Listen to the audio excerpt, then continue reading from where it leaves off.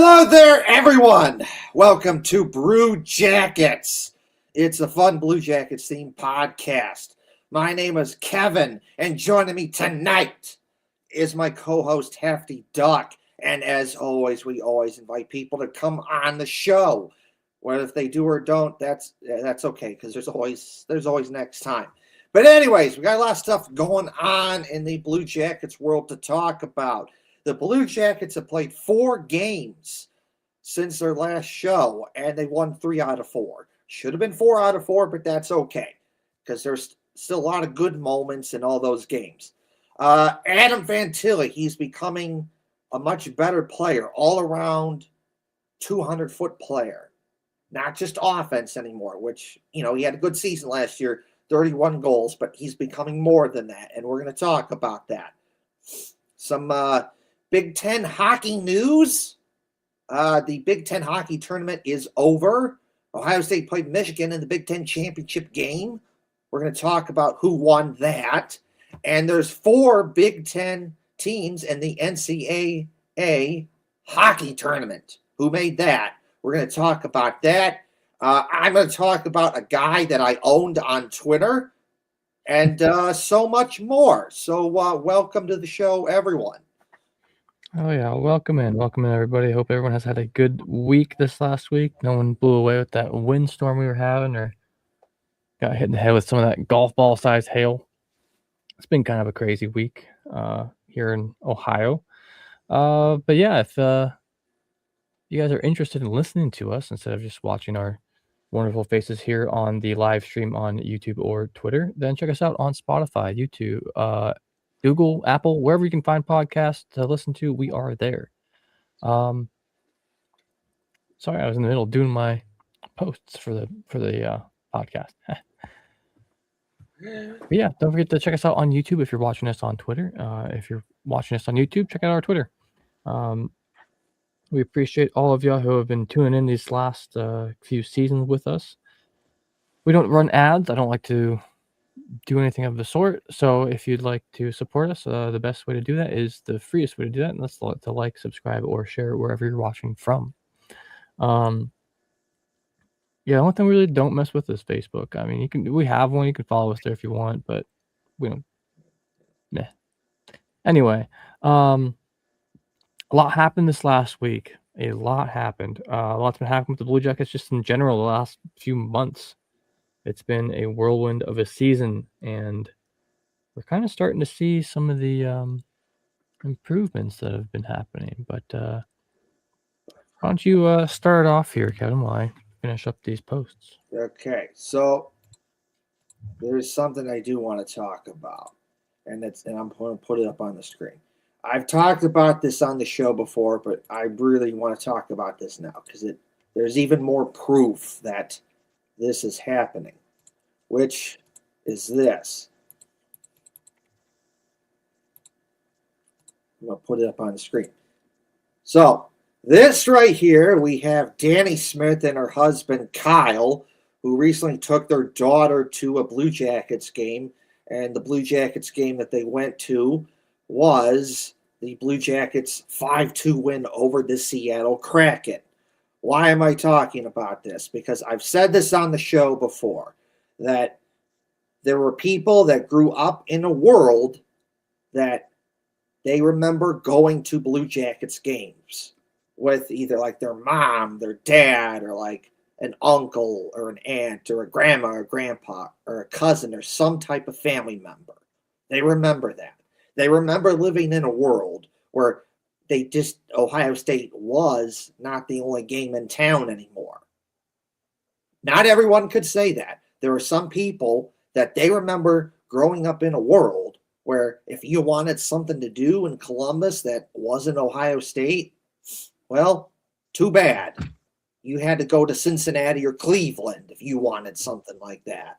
Whether that would have been, an Indians game or Browns or the Cavs or Cincinnati, the Reds or the Bengals.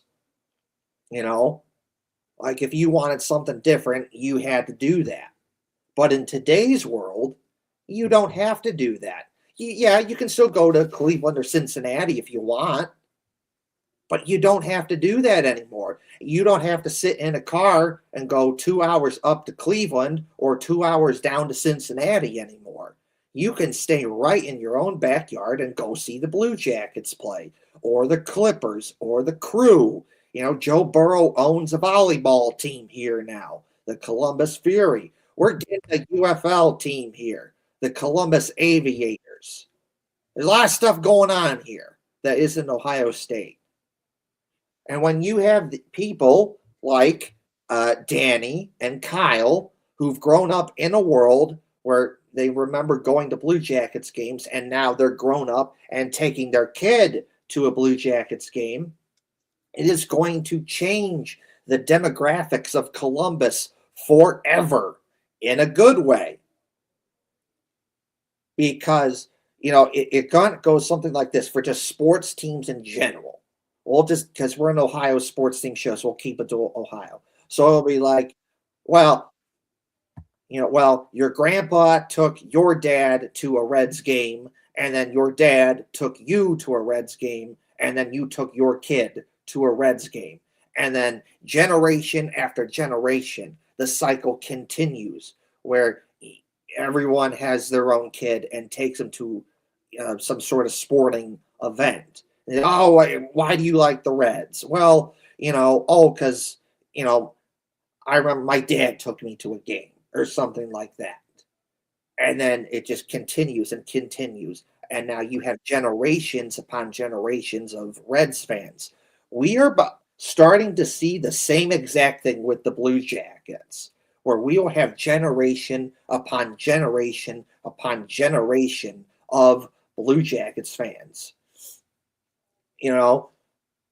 I have no doubt years from now, Danny and Kyle's daughter, she, at some point probably will talk about, oh yeah, I remember when my mom and dad took me to a Blue Jackets game. And then, maybe sometime down the road, she's grown up and then she takes her kids to a Blue Jackets game. And then like my previous example with the Reds, it keeps going and going and going and going, and generational fans. It is starting to make the Blue Jackets fan base better and bigger.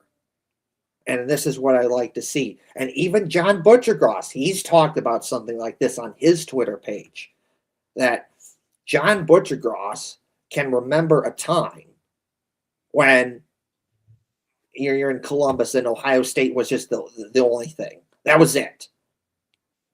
And he's commented how he's so impressed by Columbus, that how they've been able to change and just transform over the years to where they are today, to where it's not just an Ohio State town anymore. You have the Blue Jackets and all this other stuff that you can do, to where Columbus, it's now an up-and-coming city, where if you're coming to Ohio, you have a big-time event. It could be sports, to politics, to anime, comic book conventions, whatever, you name it. You're coming to Ohio, you're now picking Columbus. So that's what I'm trying to get at here, is that I saw this picture on Twitter and it was cool, and I just had to share that we are now starting to see a demographic change in Columbus for the better, that we will have now more and more Blue Jackets fans, where people who grew up in a world going to Blue Jackets games, they take their kids to Blue Jackets games, and then those kids will grow up and take their kids to Blue Jackets games. And the last thing I'll say, and then I'll get Hefty Duck in here, is this. Ohio State is a big part of who Columbus is. They get awesome support. There's good and bad. The good is the awesome support that they get.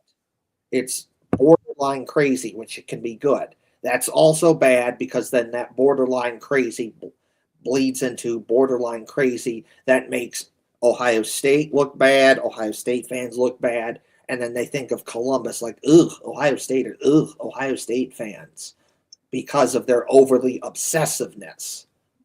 But because now we have the Blue Jackets and all this other stuff, all that like overly obsessiveness and craziness is going to die down. It's really not going to be that big of an issue anymore because you have all these people that have grown up in a world where they have other stuff to do. So they're not just going to get sucked into this overly obsessive craziness that about Ohio State. Like, yes, you still like Ohio State, but you like the Blue Jackets and all this other stuff. So it's a more balanced approach. So that's what I have to say about that for now, and we'll get Hefty Duck in here. Yeah, a lot of people might think like, well, yeah, no duh, after some time, this stuff happens. But the thing about it is the Columbus Blue Jackets are such a new team still to the world. This is the 25th anniversary season they're doing right now. Yeah.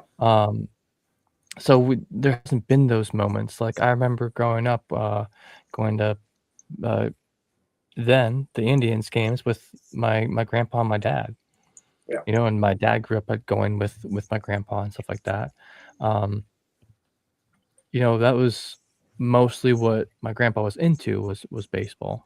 I'm the one who has kind of, I guess, taken the hockey flag and ran with it a bit. But yeah, it's good to see. It's just good to see that the generations are starting to filter through like that. 25 years ago, I would have been a little younger than I am now. And yeah, because before that, like when my dad was younger, the teams that he would have enjoyed watching would have been the Detroit Red Wings or the Pittsburgh Penguins. There wasn't much other options for him unless he wanted. I don't really think he paid attention much or was around much like during like the Barons era or something like that. But those were the two teams that were here first. And if you were in Ohio, man, it'd be so hard for me to root for a Pittsburgh team. I just couldn't do it. At least Detroit isn't the University of Michigan, I guess. But that's it. So I don't hold hard feelings to those people out there who have grew up with that. But now there's a new generation coming through, and they're going to be homegrown from birth fans of the Blue Jackets. And that's just really neat to see. That's right. So that's what I like, and that's what I tell people. I've said this many times on the show, but I don't live in Columbus or Ohio. I live in Illinois, and I always wear my Blue Jacket stuff and Reds and Ohio State stuff all the time, and Bengals and whatnot, but mostly Blue Jackets. And I tell people, like, oh, Kevin, why did you go to Columbus? And I tell them, like, I go to Columbus for the Blue Jackets, and then there's other stuff too that Short North and North Market and German Village, and you have North Market and R Bar, and yes, the Crew and the Clippers and Ohio State, and there's a whole bunch of other stuff that's going on in Columbus that's awesome. But I tell them, first off, it's because of the Blue Jackets, because a lot of people from the outside world, they just think Ohio State. Not as much anymore. A lot more people start to think about, the Blue Jackets or this or that. But I still tell them, like, no, Blue Jackets, there's a lot of stuff you can do that just does not involve Ohio State. And I really pound that point home. And I bring all my family and friends with me for a Blue Jackets game, and they love it, and they want to come back, and they see what Columbus is about, and they love it, and they want to come back. They're like, Kevin, when are you going back to Columbus? I want to do this. I want to do that. I want to go to our bar. I want to do this restaurant. I want to do this. I want to do that. I want to go to another Blue Jackets game. It's that important that the Blue Jackets came to Columbus. It shattered a mindset from the outside world that was talked about in the Columbus Chill Factor book, a good book that tells the story of hockey history in Columbus and how Columbus got the Blue Jackets. And in that book, it tells this mindset that people had not just in Columbus, but from the outside world, which is a lot of people thought, oh, Columbus, what's that? Is it like some like cow town that only cares about Ohio State? Why would I go there? I'll just go to Cincinnati or Cleveland instead. A lot of people had that mindset. And there were some even in Columbus at the time. They're like, why do we need a professional team? We have Ohio State. And that was an old, outdated view because it's like, okay, no, then have fun being stuck as a college town and having this perception of being a cow town. It wasn't, but that is the perception that you have, that you're just, you're just some cow town in the middle of nowhere that, only cares about Ohio State. Like, oh, why would I go there? I'll just, I'll go to Cincinnati or Cleveland instead if I'm going to Ohio. But having the Blue Jackets in Columbus destroys that mindset. It is dead. It is now long gone. It is done. No one's really thinking about Columbus as a cow town anymore that, only cares about Ohio State. It's dead. No one's thinking about Columbus like that anymore. It just, no one is. And once you go to Columbus and you understand what it's about, you love it and you want to go back. All this fun stuff that we've talked about, not just now, but on other shows, that has come to Columbus because of the Blue Jackets. The Blue Jackets coming to Columbus set off an economic boom / development that is now worth billions of dollars 20 plus years later, not only to the Columbus economy, but also the state of Ohio economy. All the stuff that you see from the bars and the restaurants and the hotels and the stores. And, you have the Crew and the Clippers with their downtown Columbus stadiums and the Blue Jackets and all this fun stuff that people like coming to Columbus for. It happened because of the Blue Jackets. Without the Blue Jackets, none of this stuff happens. And you're still stuck in this, oh, Columbus, what's that mindset? But you don't worry about that anymore because it's dead because of the Blue Jackets. The Blue Jackets are that important to Columbus. And I always tell people about that, including my family and friends here in Illinois, that it's not their fault, but they don't necessarily know any better. And once I tell them about it and they come here, they say, Kevin, when are you going back to Columbus? We want to do this. We want to do that. We want to go back to a Blue Jackets game, because they get it and they want to come back. That is how important the Blue Jackets are coming to Columbus.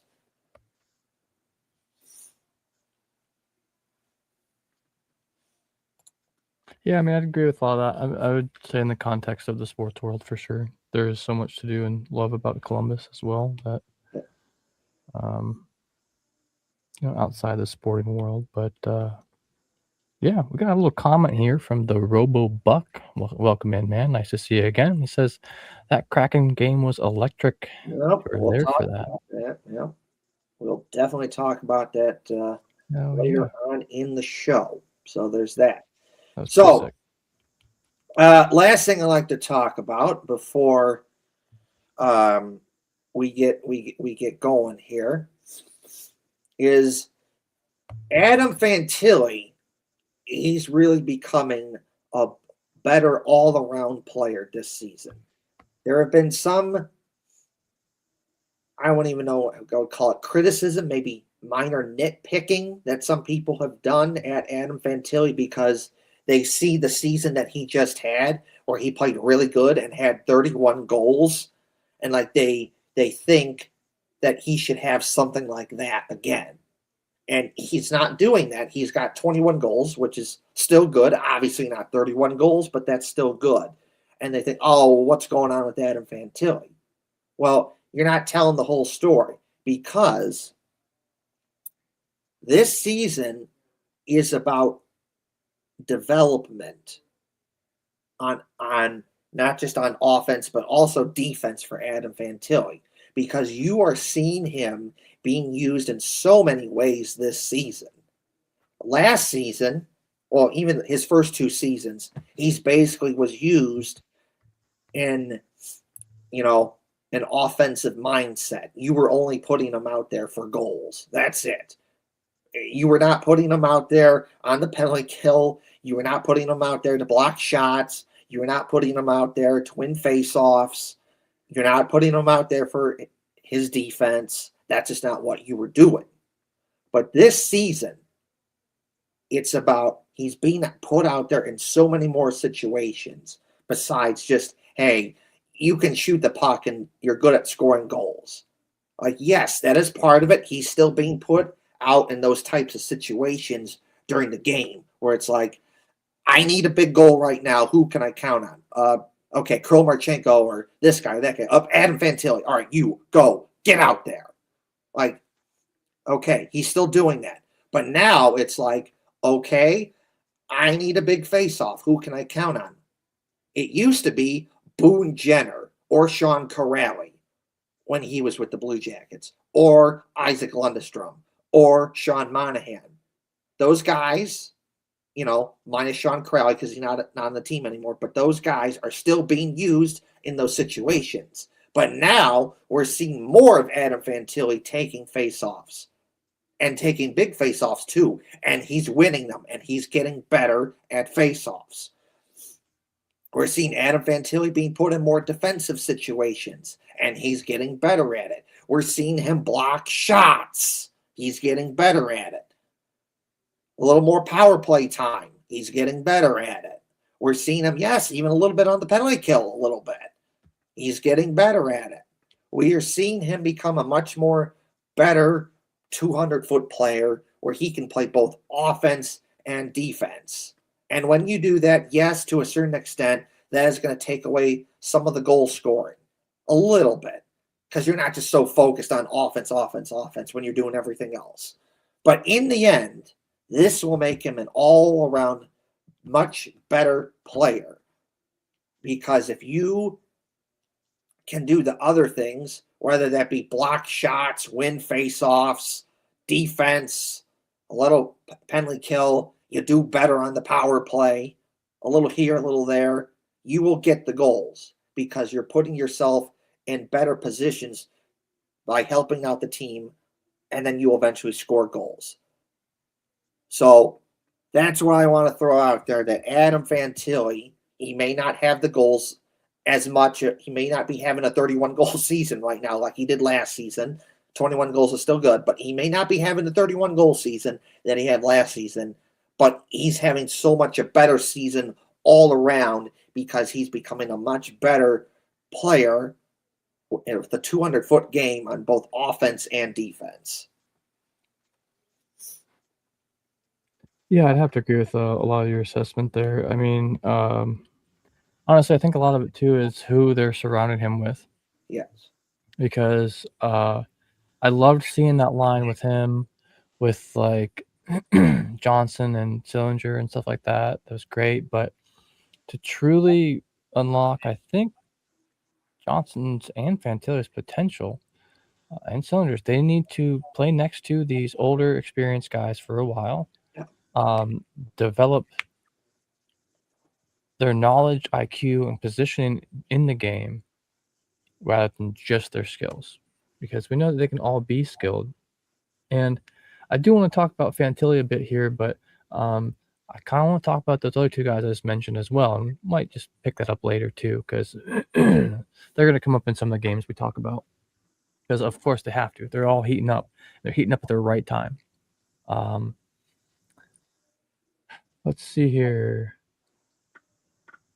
Yeah, Adam Fantilli, 52 points on the year. There is nobody on the Blue Jackets that is in the top 10 points earners in the NHL right now. I'm not even sure if it's the top 15. But let's see. Points. Let's see here. Okay, no. Zach Werenski. Number 16th overall with 75 points. He's tied there too with a couple other guys. So that's the one guy. And then after that it kind of drops all the way back down to 59th with Kirill Marchenko. So the thing is, though, it's really spread out throughout the team a lot. You don't necessarily see that as much. A lot of teams, like, you get the Nikita Kucherov's out there and Connor McDavid's and Leon Draisaitl has a lot of points, but the rest of Edmonton does not. It drops off sharp after that. Whereas with the Blue Jackets, we have these young up and comers that we've had up and coming, and we were just talking about this last week or like the week before too, about how I'm not underwhelmed by these fellows. They're doing great for where they're at in their career. I just originally imagined them being a little bit more, but that's where they're coming into that right now. And I'm starting to see that because, like I said, it was something that we talked about and said not too long ago, and quite honestly, I've been proven kind of wrong with this last week and last few games because they're stepping up. I mean, we got Adam Fantilli. He's number 4 on the team. It drops off pretty steep after him. He's got 52 points, and after that, Sean Monahan, who has 4 less games, and Cole Sillinger's right there in the mix with Voronkov and Jenner. Yep. That's not something we've seen from him last year. Sillinger was, let's see, the most points he had in a season was last season was 33, and he has 32. And there's still 13 games left? Yeah. Yeah. So, I mean, he's looking for a personal record year. To be fair, this is the second most games or third most games he's played in a season. And he averages about 30 points a year, roughly, except for the one season he missed quite a few games. But gotta remember, he's 22. It's his 5th season in the NHL. What? So I love seeing that. Anyway, I don't mean to take away the combo from Adam Fantilli a little bit, who was also only 21. Yeah. But I'm really happy with what I saw Don Waddell do with getting these experienced guys, because you have the young talent, you have these young energetic guys who have the stamina, who have the ability to help, especially in many in maybe a deeper playoff run. You're going to need those young guys to help keep your team going when the older guys might be a little bit more beat up and worn out. So I just love seeing that. That's one of my favorite things out there. Yeah, there's a bunch of other dudes I really want to talk about here too, but I'm sure they're going to come up while we're talking about the game. So yeah. So hell yeah, Adam Fantilli. That's right. Good guy. So good. So fun to watch. I'm very, very blessed that the Blue Jackets get to have a player like Adam Fantilli play for our favorite hockey team. And thank you, Michigan, for being consistently good at hockey, because you keep giving the Blue Jackets awesome players. So keep doing that. I will gladly take that. So there's that. All right, anyways, we're going to move on to the games. The Blue Jackets have played 4 games since our last show, and we're going to start off with the first game. The Blue Jackets get a big win against the Carolina Hurricanes. They beat them 5-1, absolutely destroyed them, smoked that ass 5-1. This was a 9 out of 10 for me. Great game. Only thing I didn't like is you gave up a goal there. Other than that, it's good by me. I loved it. That was pretty good. So, you get a 2-goal first period. That was cool. You played a real good game there in the first period. Second period kind of starts off good. It gets a little sloppy there, and then you give up the goal there, and then it's 2-1, and then that's where the game could have turned there, because for whatever reason, the Blue Jackets just stopped playing there after they gave up that goal there. And then Carolina really started to kind of take over the game there. However, though, we've talked about how, we've called out a Blue Jackets player that did a stupid brain fart moment that led to a mistake that we were not very fond of. We've done this many times on the show. However, though, this time we're doing the opposite. I'm calling out a brain fart mistake that a Carolina player did that cost them a goal, which is this. Carolina, you get the goal and you start taking over the game, and you're playing a good game there. And then the Blue Jackets, they have a good shift in the offensive zone. Puck gets dumped in, and it goes behind the net. And there, the goal I can see. I know what the Carolina goalie is trying to do here. He's trying to go behind the net, try and play the puck, stop it, and then give it to one of his guys, and then get it out. Because you see that it's a lot easier if a goalie can go get it. He settles down the puck, the player gets it, and then they get it out. Much easier that way. However, though, there is a time and place for that. You got to know when to do it and when not to do it. And sometimes goalies do it wrong and they pick the wrong times to do it. They pick the time of when not to do it. And that is exactly what happened there, is that the Carolina goalie goes behind the net, tries to play the puck. He misses the puck. And it's kind of like a bang bang play where he misses the puck and then both him and a Blue Jackets player bump into each other. There's really nothing that they could have done about that. And because of that brain fart moment, the net is wide open, and eventually the puck pops loose to Denton Heinen, who shoots and scores. And looking back on it, that was the mistake that changed the game.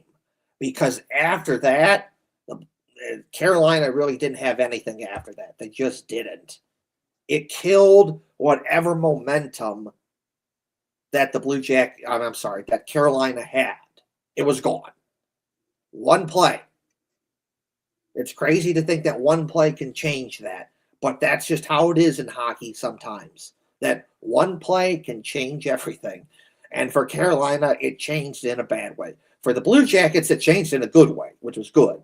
But for Carolina, not good. That was not good for them. Because what happens is that as soon as the Blue Jackets get that big third goal from Denton Heinen, everything changed. All the momentum went back to the Blue Jackets. They put on the pressure, and eventually the Blue Jackets get, two more goals. Third period was good. Played a good game there. They get two more goals, and they win 5-2. So 9 out of 10 Blue Jackets. That was nicely. Otherwise, giving up that goal, that's the only bad thing you did. Everything else was good. Nicely done. 9 out of 10 game, Blue Jackets. Yeah. I'm gonna do my rating for each period, then I'm gonna do my rating at the very end. One thing I wanted to know is because there's things I complain about often that have been repeated from episode to episode. One of the things I complained so much about was the power play for the Blue Jackets. I kept saying it doesn't feel like it's 5-on-4. It feels like it's 4-on-4. It just feels like they're just out there playing even strength hockey. And it's not looking like that now. And what the difference is I'm looking out there and watching these guys passing and then choosing to make smart shots, but they're just keeping their cool the whole time. They're not letting the pressure from the other team get to them. Now, granted, you got to think about how good the Canes actually are, because they are number one in the league, or I'm sorry, in the East, which is pretty much the best team in the league anyway. But they are looking to win the Stanley Cup. That's their goal. You can tell that's their goal this entire season. That's been what they want to do. And yeah, they have 96 points. That's 11 points ahead of the Blue Jackets. So getting those 2 points away from them was awesome. Yeah.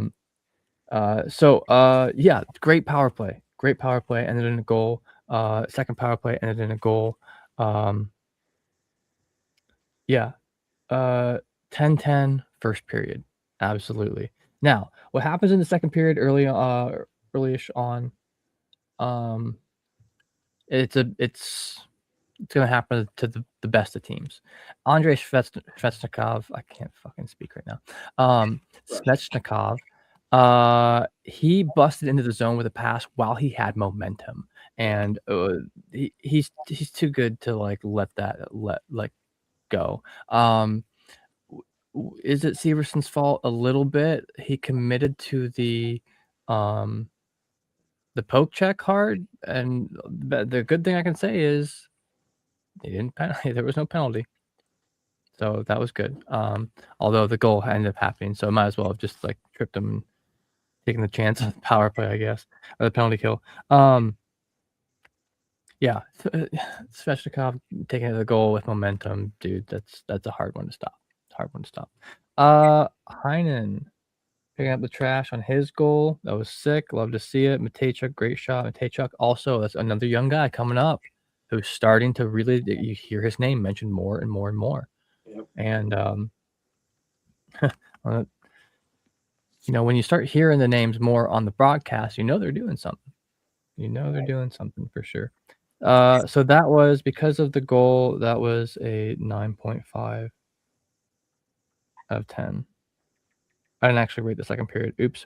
But yeah, once again, nice positioning for Olivier here. They're looking calm and cool, and they look like they've been here before, especially against a team like the Canes. This is a game that was going to be a test for them. Granted, Bussy was kind of blowing it for the Canes a little bit there. He's not quite as, he's a little bit shakier than he was as far. He started out so hot. The Canes are looking real good. Anyway, so 10 out of 10 thirds. So that gives, for me, that breaks down to a 9.7 out of 10. This was a fantastic game. To get the 0.3,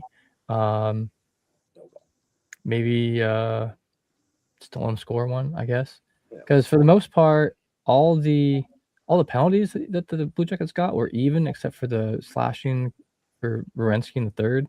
So he really didn't give much for the power play penalties, whatever. He took advantage of the penalties you got, the power plays you got.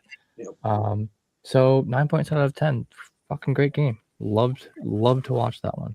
5-1. Yeah, it was great. The last thing I'll say about this is that when you play Carolina, you have a challenge. It can be a tough challenge, but if you do it right, you can win, and you can use this against them, which is this. Carolina has a very, very aggressive defense. It can be hard to play against because they're right on you. And that can lead to turnovers, and the puck goes the other way. However, though, you can use that against them.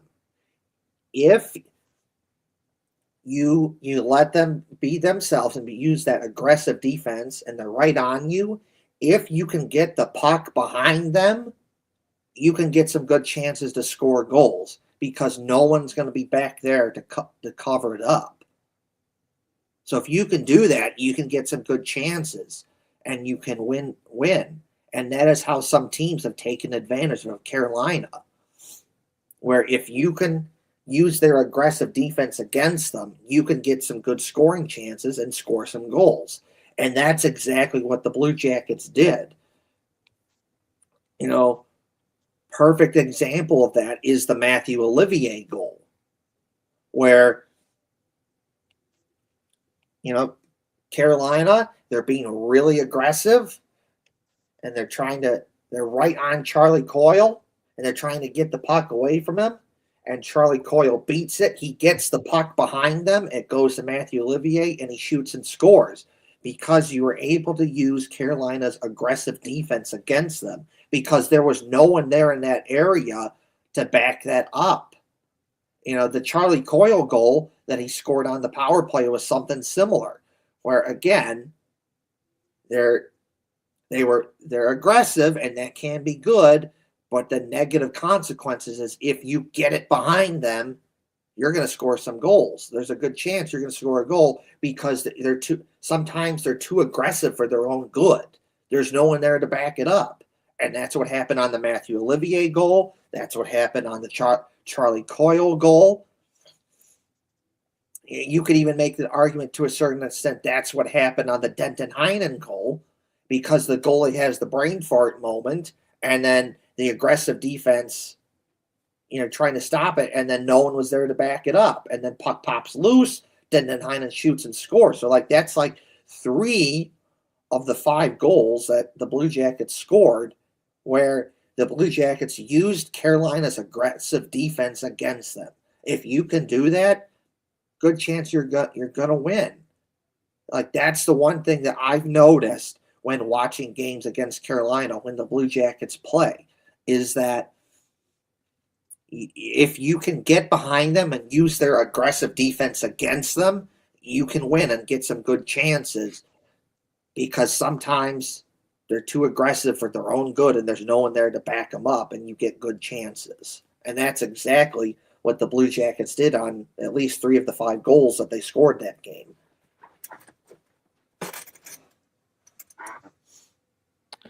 Yeah. So, on to the next one. The Blue Jackets got a big win against the New York Rangers. They beat them 6-3. This is a 7 out of 10 game for me, because most of the game you look good, but then some moments not so good, and you gave up 3 goals. So that's always going to be a 7 out of 10. If you give up at least 3 goals, but you win, it's a 7. It's always going to be like that. If you want an 8 or higher, you got to give up less than 3 goals.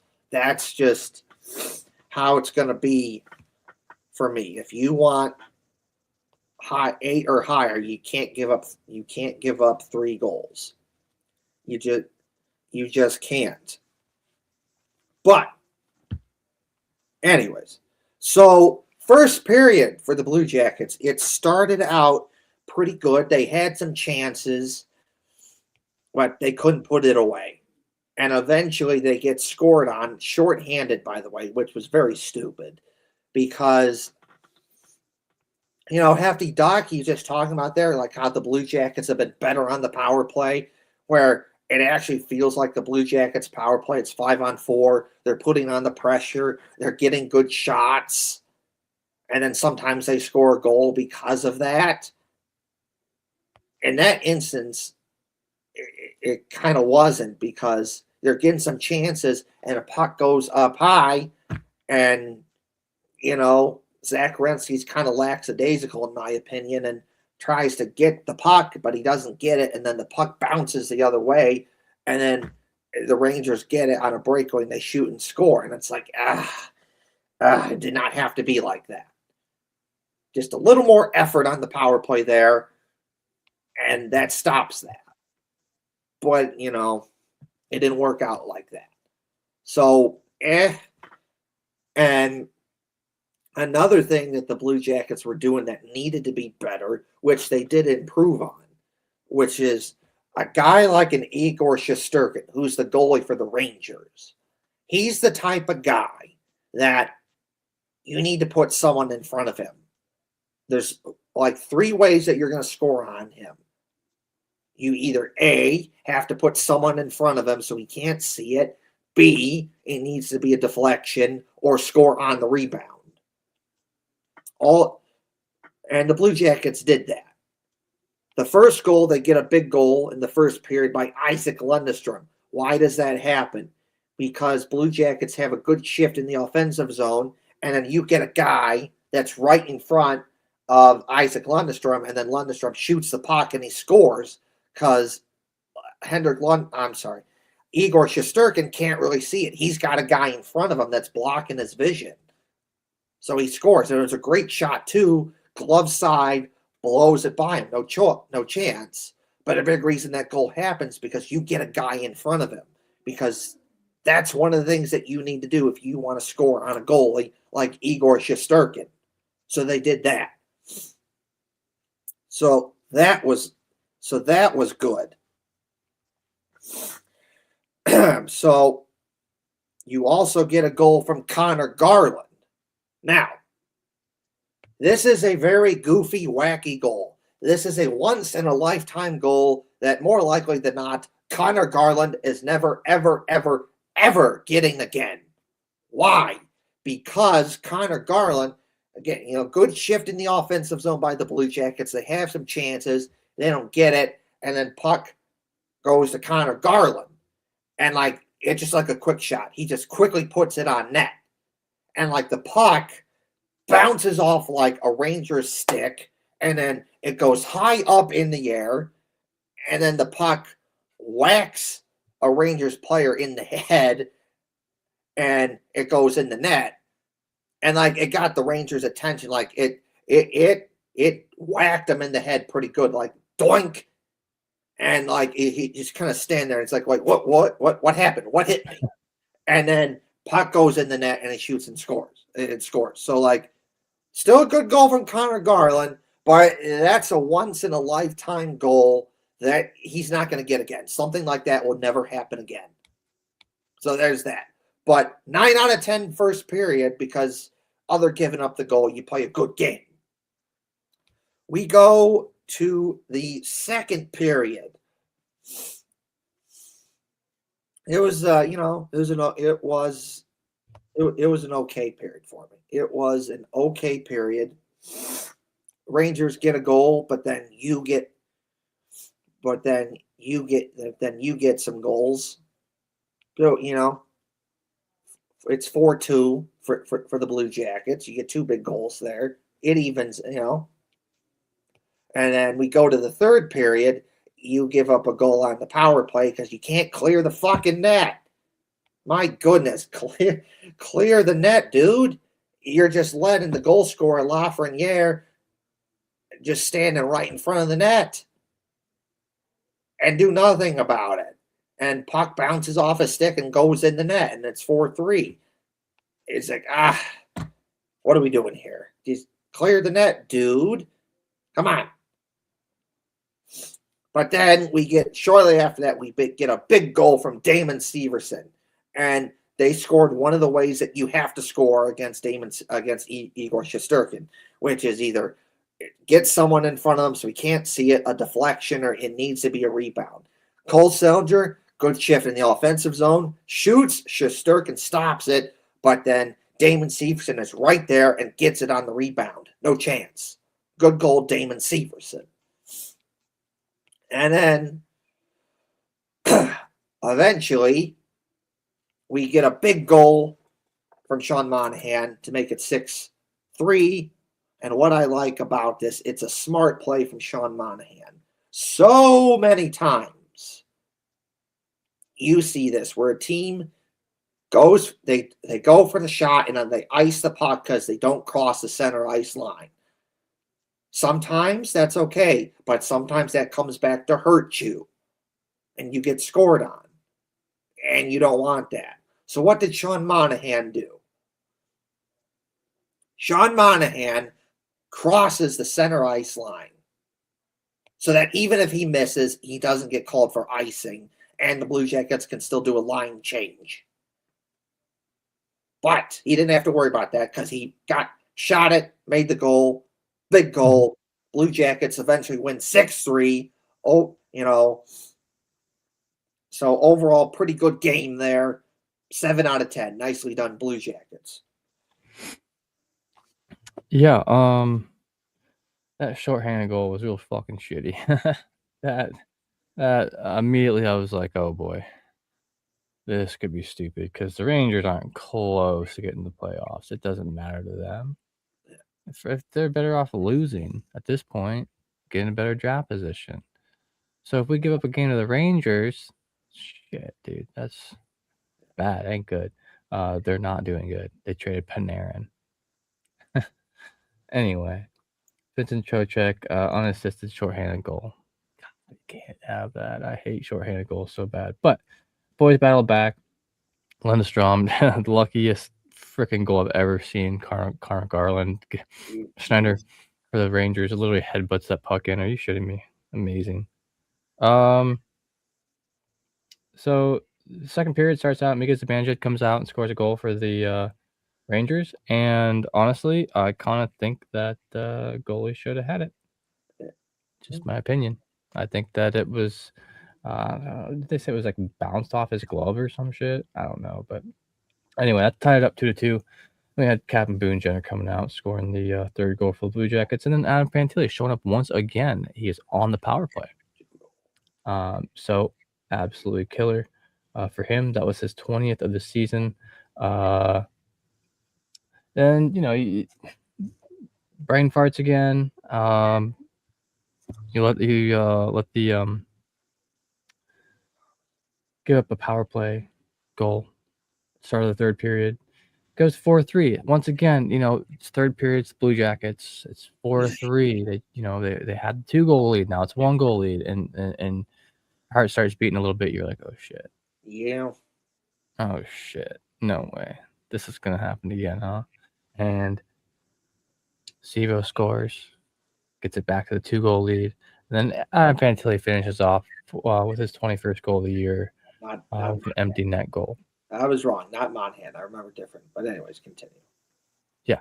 Oh, what? No worries. Yeah. So 6-3 win.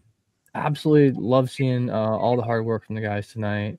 There was a couple, Kent Johnson playing the game, puck over the glass. I am always gonna bitch about shit like that. He knows that. He probably doesn't know that shit. I'd be amazed if you watched at all. But yeah, just some other stupid little penalties here. The trippings. There's several trippings. Hooking. Coyle is the one. Coyle, 2 minutes for roughing Cooley. Their names are spelled very similar. But yeah, the Rangers, 2 minutes for too many men on the ice. That was dumb as shit. So, let me see here. I want to see the shots on goal for the Blue Jackets. This is something, once again, the Blue Jackets have been doing very good at. 37 shots on goal. They had double digits in each period. That's not something we've seen from them a lot. But kept the Rangers to 25. Had they let the Rangers take as many shots as they did, yeah, that would have been a bad game. That would have been gone the other way, very likely. So, let's see. 3 stars of the game. Orensky with 3 assists. Boone Jenner with a goal and assist, and Fantilli with 2 goals. So, love to see it. Love to see it. Hard work. For me, I did rate this one 8 out of 10. I think because of the shorthanded goal, I'll take it down to a 7.5. Because you're right. I just can't quite do an 8. No. It was slightly better than the 7, but it was not. No. It's no 8. Too many men on the ice. But I will make a retraction. I said Sean Monahan got the 6th goal. I was wrong. I remember that wrong. It was Adam Fantilli. He had a nice 2-goal performance. Oh, yeah. What it was now is that Sean Monahan made a nice pass to Adam Fantilli, and Adam Fantilli did the smart thing by crossing the center ice line, and even if he misses it, he doesn't get called for icing, and the Blue Jackets can do a line change, but he doesn't have to worry about that because he got the goal. But 2-goal performance from Adam Fantilli, really coming on strong here. He's really putting up the goals here within the last about 12 games or so. So that is great to see. Keep going, Adam Fantilli. Anyways, on to the next game. The Blue Jackets get a big win against the Seattle Kraken 5-2. So this was first period was 9 out of 10 because you got 3 goals, but you also gave up a goal. But other than that goal, you played a good game. Good first period. So starts out, big goal from Denton Heinen. And again, it's something that I talk about a lot, is there was none of this overpassing BS. He has the puck up high by the point, shoots it, and he puts it on the net, and he scores. In part because, well, the goalie can't see it because there's like 5 guys in front of him. But the point is, none of this overpassing BS. Put the puck on the net, shoot, score. So that was good. And then we get a big goal from Damon Severson, where good passing play by the Blue Jackets to get it to Cole Sillinger. He's wide open, and he shoots and scores. And not only did he do that, he did it in a Damon Severson way, which is like Damon Severson has this thing where he likes to do a slap shot and just blow it past the goalie. And he did that again, and he scored because he's really good at that sort of thing where he'll just do a slap shot and then just blow it past the goalie.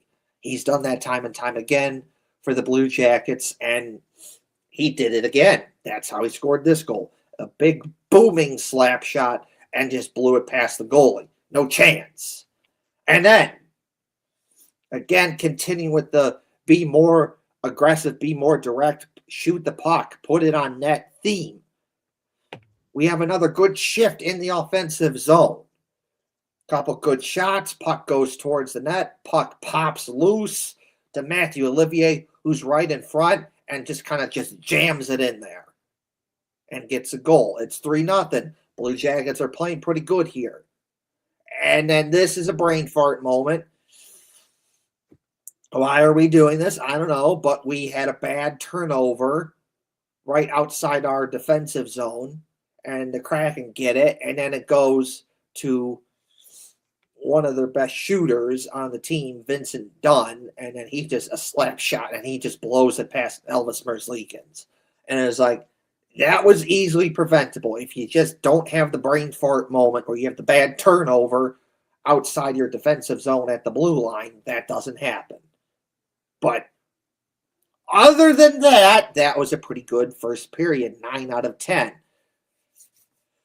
Second period started, it was okay, but then it, oh boy, kind of went down the toilet because the Kraken really started to pick it up, and for whatever reason, the Blue Jackets decided to just stop playing, which is an issue they've had this season where they just, for whatever reason, they just stop playing.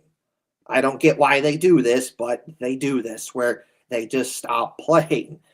And then the other team picks up momentum off of that. And that's what happened. The Kraken pick up momentum. And they get a power play. And then Elvis Merzlikins lets in a squeaker.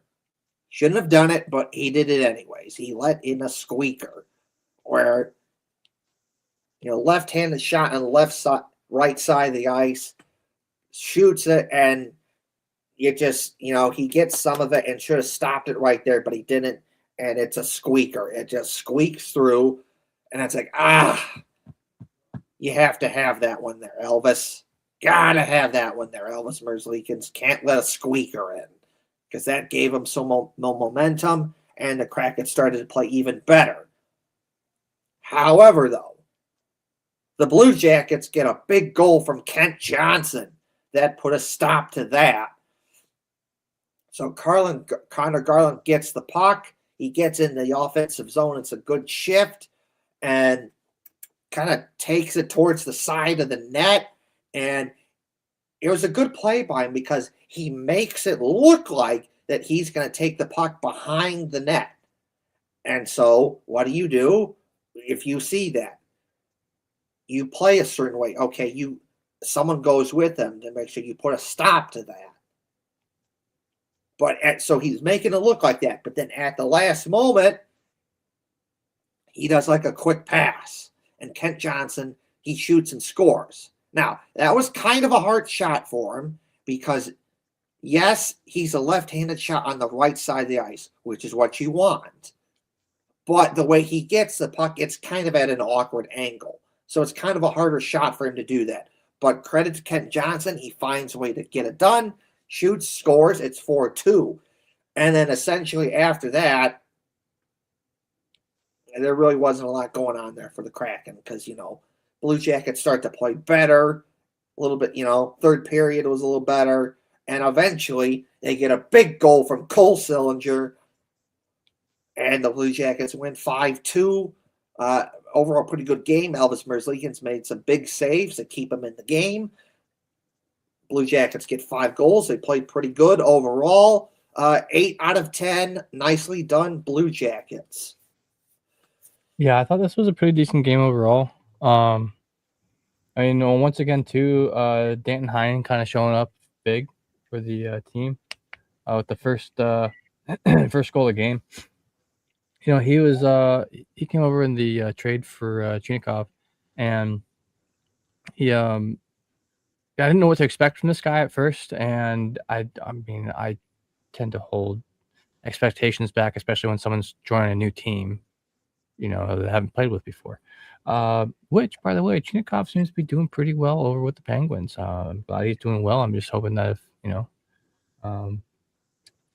Blue Jackets ends up having to face them, then he doesn't do well then. But anyway, so Danton Heinen coming out big really early on in the game.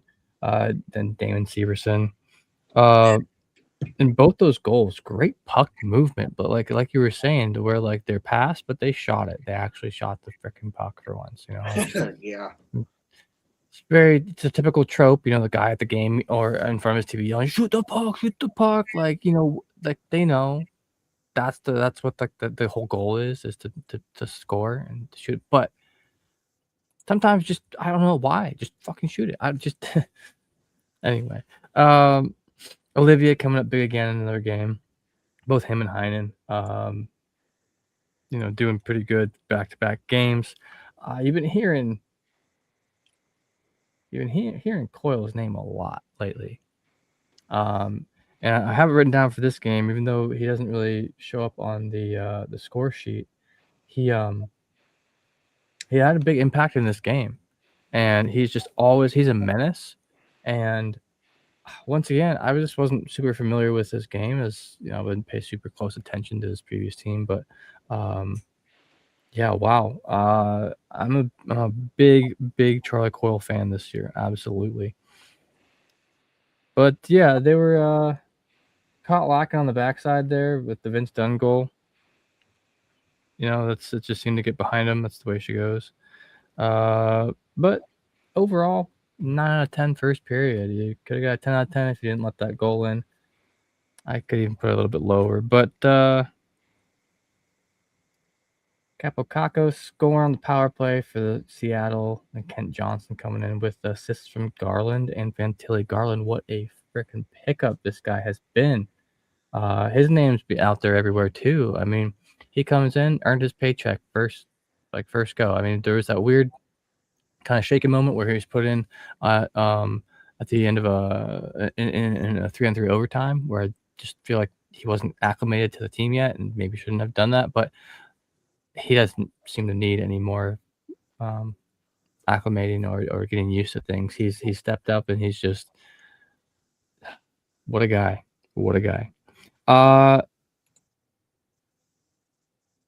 Yeah, so let's see, that Capo one.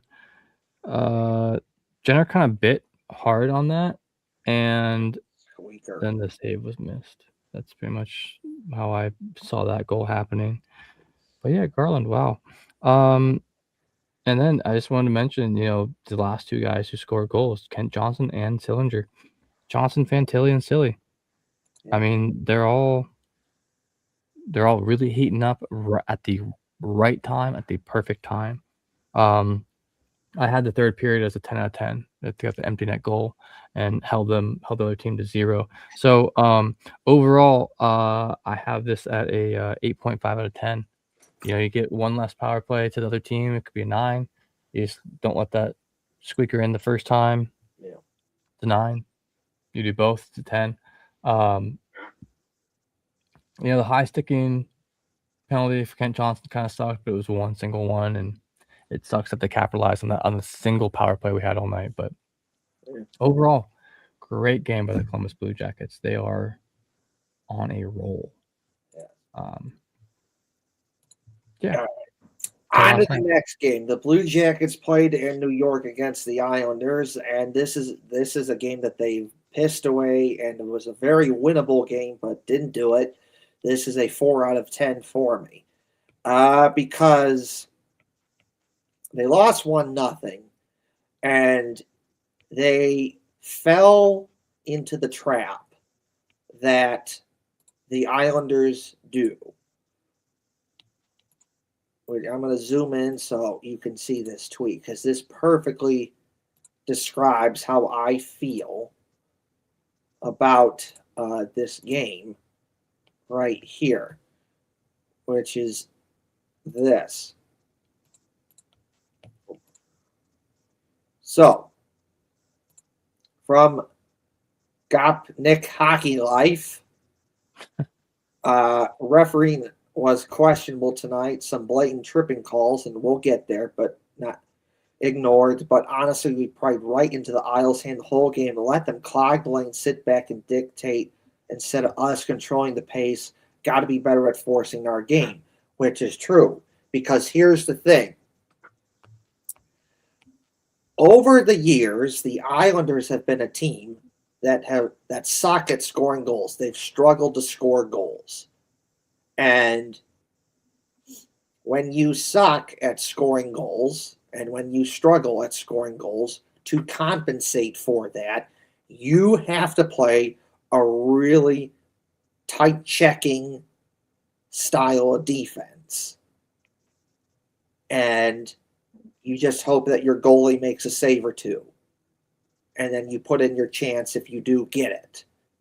And that's exactly what happened, is that the Blue Jackets fell into that trap.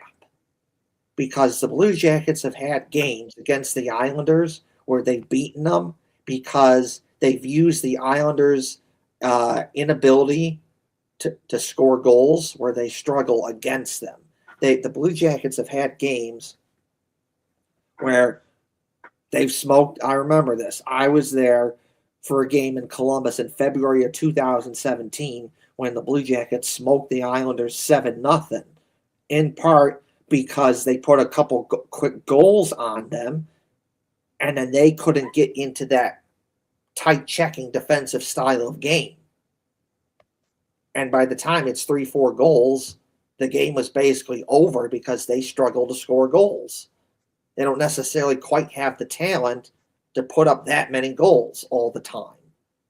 This past season, the Blue Jackets played a game where they smoked the Islanders 6-1. Why?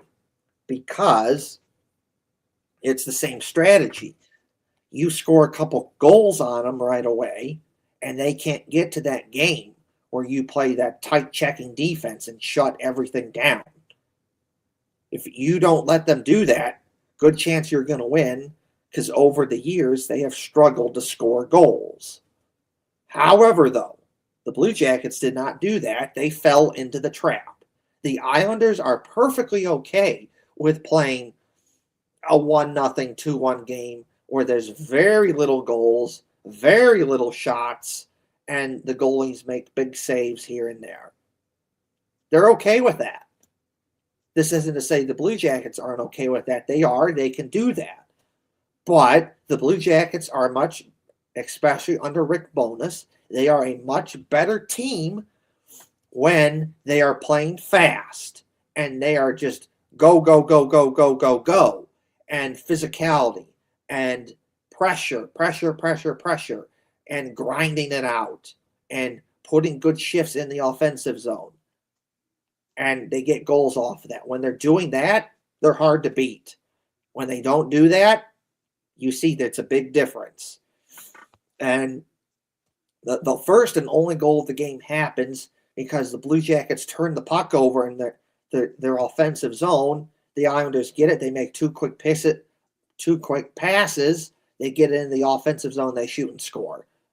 And once that happened, that tight checking defense that they play, it made it even tighter, and it makes it even harder because they locked it down even more because you played into their trap.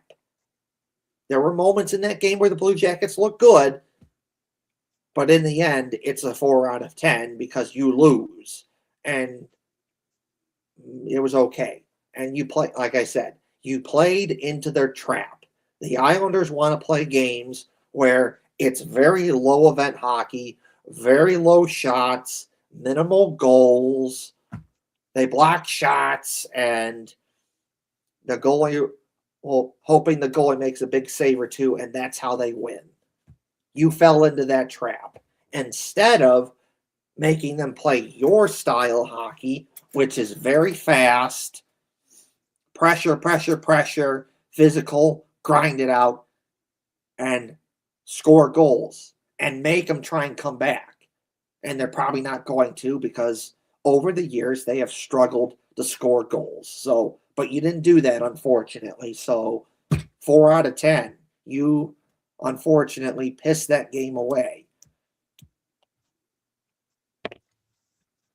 Yeah, it was a pretty tough game. I mean, I'm not gonna discredit them entirely because they did hold it to a 1-0 game. The only goal in the entire game was in the first 2 minutes. After that, they played defensively sound. The offense couldn't produce in a large part due to Ilya Sorokin in his like 7th shutout of the year or some shit like that. The dude's amazing. That's why what Kevin said when the Islanders are like, yeah, we can sit back and just let him shell Sorokin because he's amazing. They're okay playing that way because they absolutely can. Their goaltender is, I think, the second highest ranked goaltender in the league right now. Whereas Jack Reeves is up there and like I think there's like the 6th ranked or something like that. I seen something on on Twitter anyway. But yeah, the Blue Jackets took 26 shots, 13 shots in the 3rd period. It wasn't for lack of trying. They, I mean, absolutely were going at it the entire time. Ilya Sorokin gets first star with the, what? How many saves did he end up getting? I know they took 26. Yes, 26. Okay. Duh. Yeah, one brain fart moment, a minute 25 into the game. Not even brain fart moment. I mean, it's just that shit's gonna happen. It's Bo Horvat. They're talented. But yeah, held them the entire time. The unfortunate thing about this too is this is the 4th and final time they're meeting with the Islanders. Back in November, the Islanders beat the Blue Jackets 3-2, and then the Blue Jackets beat them 4-2 in December, and then just a little while ago in February, they lost 4-3 to the Islanders, then in overtime. So, they were 1-1-2 against the Islanders this year, and not the greatest, but really could have used those points, especially since the Islanders are currently tied at 85 points with the Blue Jackets. Needed to take those points. Needed to. That would have been, that's literally going to be the game that if somehow like the Islanders get in, the Blue Jackets don't, or something like that, that's going to be the game that they're going to be like, okay, well, this is why, because Blue Jackets could have 87, the Islanders could have 83. That would be a two game lead, and now they're tied. They're tied right now. So hopefully that doesn't come back to bite them in the ass by any means. It is what it is. But yeah, overall, I mean, I gave them a just because of Sorokin's performance, I gave them a 7 out of 10.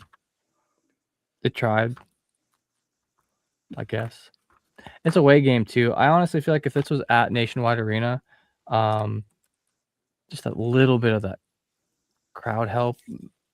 They had so many chances, so many unbelievable chances that just were saved or couldn't make it or couldn't do whatever, and sucks to see, especially this close to the playoff time. So, last thing I'll say about this, and this has been brought up many times, and I agree with it, is that, look, in the game of hockey, there will be ups and downs and everything in between, and there will be calls that will be missed, and that's just how it is.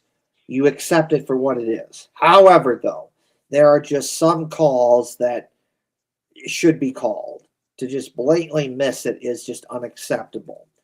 Ivan Provorov, he gets cross-checked pretty good in front of the net. That should have gotten called. And that led to the Islanders being able to get the puck out of the zone. But it wasn't. Here we have blatantly, an Islanders player blatantly sticking his foot out and tripping Kirill Marchenko.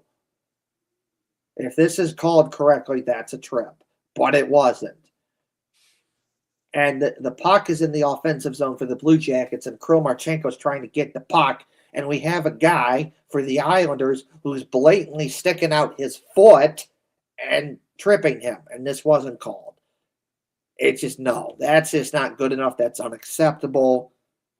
You can't have it. That needs to be better. I understand you're going to miss some calls. I get it. But when it's like this, you see the dude blatantly sticking out his foot like that, trying to trip some guy, and you don't call it. Come on now. That's just terrible and horrible, and that really needs to be better. Unacceptable. Yeah, sad to see. All right. So, next up.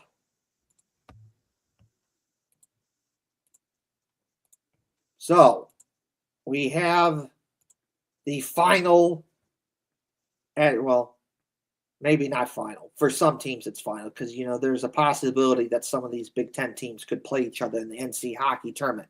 But as of right now, these are the updated standings for how every Big Ten team has done in the Big Ten so far this season. So we have Michigan at 22-7, Michigan State at 14-9, Penn State at 14-12. We have Wisconsin at 14-11. We have Ohio State at 10-17, Minnesota 9-16, and Notre Dame at 5-20. So there's that. Also, this past Saturday was the Big Ten championship hockey game for the Big Ten hockey tournament. Ohio State played Michigan, and Michigan smoked Ohio State 7-3. So, it's disappointing that happened to Ohio State. But at the same time, I get it. This was a very expected result. If you would have told me before the game that Ohio State is going to get smoked by 4 goals, I would have been like, yep, that makes sense. That sounds about right. That it just does. I don't like saying that, but that's the truth. We got to be honest with ourselves here that that's just how it is. That when it comes to hockey, Ohio State is not there. Michigan is like way up here. Ohio State's like down here. And when you're down here, it's hard to compete with way up here. And that's just how it is. Asking Ohio State, who going into this game was 10-22, to go to Michigan and beat them at Michigan, who is also the number 1 team in the country, was a very unreasonable thing to do. It's also not being fair to them. It just isn't. And that's just how it is. The difference between Ohio State and Michigan is Michigan cares about hockey. Ohio State doesn't. You have guys that come out of Michigan that are, Kyle Connor, a Dylan Larkin. You have Kent Johnson, Jack Johnson, Adam Fantilli, Zach Werenski, and the list goes on and on and on. A whole bunch of guys that have come out of Michigan that are really good players and have made a really big impact for the respective NHL teams. The Blue Jackets are no different, obviously, with all their Michigan guys that they've had over the years. Jack Johnson, Kent Johnson, Adam Fantilli, Zach Werenski, and so on and so forth. And the unfortunate reality is you just don't see those types of guys coming out of Ohio State. You just don't. There is no Jack Johnson. There is no Kent Johnson. There is no Dylan Larkin, a Kyle Connor. There is no Johnny Gaudreau type of a talent, or an Adam Fantilli, or a Zach Werenski. Those types of guys don't come out of Ohio State. So when you're not really historically really not that good at hockey, average at best, you don't have the talent or the money or the resources or even a good hockey rink that you need to compete with the big dogs like Michigan, you're going to get smoked.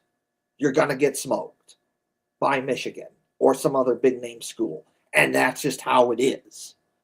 Until Ohio State makes the decision to actually care about hockey, guess what? You're going to get this same result where you continue to get smoked by the big dogs because you just don't have the talent to compete with a big name school like a Minnesota or a Wisconsin or Michigan or whatever.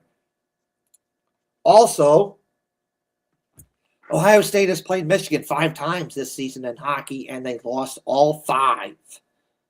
They got smoked 8-1. They lost 5-2, lost 6-4, lost 3-2, and they got smoked by 4 goals, 7-3. So, that's not Damn. good. And that kind of tells the story there of who is the hockey school? Who cares more about hockey? And the answer is it's not Ohio State. It's Michigan. So, and some people got pissy and about this at me, got a little mad because I get it. You let your Ohio State feelings get in your way.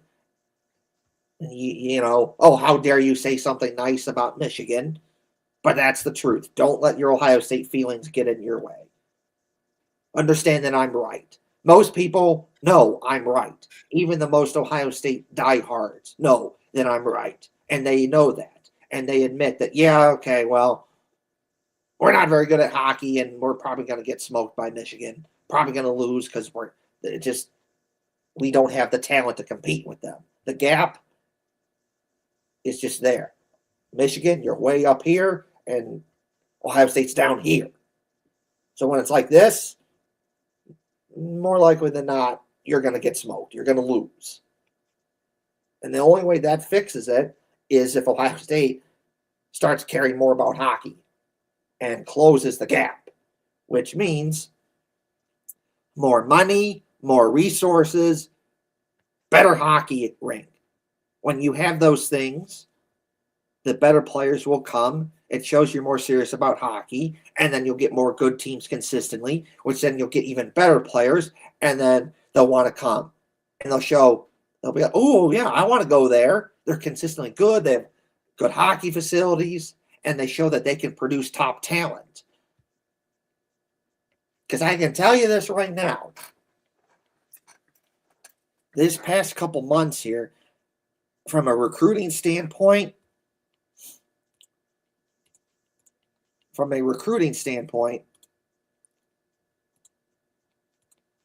Michigan has had one heck of a little PR for them. In the Olympics, the USA hockey team won the gold medal. And on that team, there was 4 players who played at Michigan on that team. 4. You had, it was Dylan Larkin, Quinn Hughes, Zach Werenski, and there was another guy. I don't remember the name off the top of my head. But no disrespect to you, but basically there was 4 guys that played at Michigan that played for the Olympics and won gold medals. And as soon as that happened, Michigan was promoting that like crazy. And you bet if for recruiting, when they're trying to get guys to come, they shove that in their face and look. You can be good here, and you can be in the NHL, and you can win the gold medal in the Olympics. Ohio State can't really say that, unfortunately. And then when you just win the Big Ten championship game, that's another thing. Look. You can come here and you can be good and you can win the Big Ten championship. You can win the Big Ten championship game. Ohio State can't say that, unfortunately. Look. Zach Werenski played here, and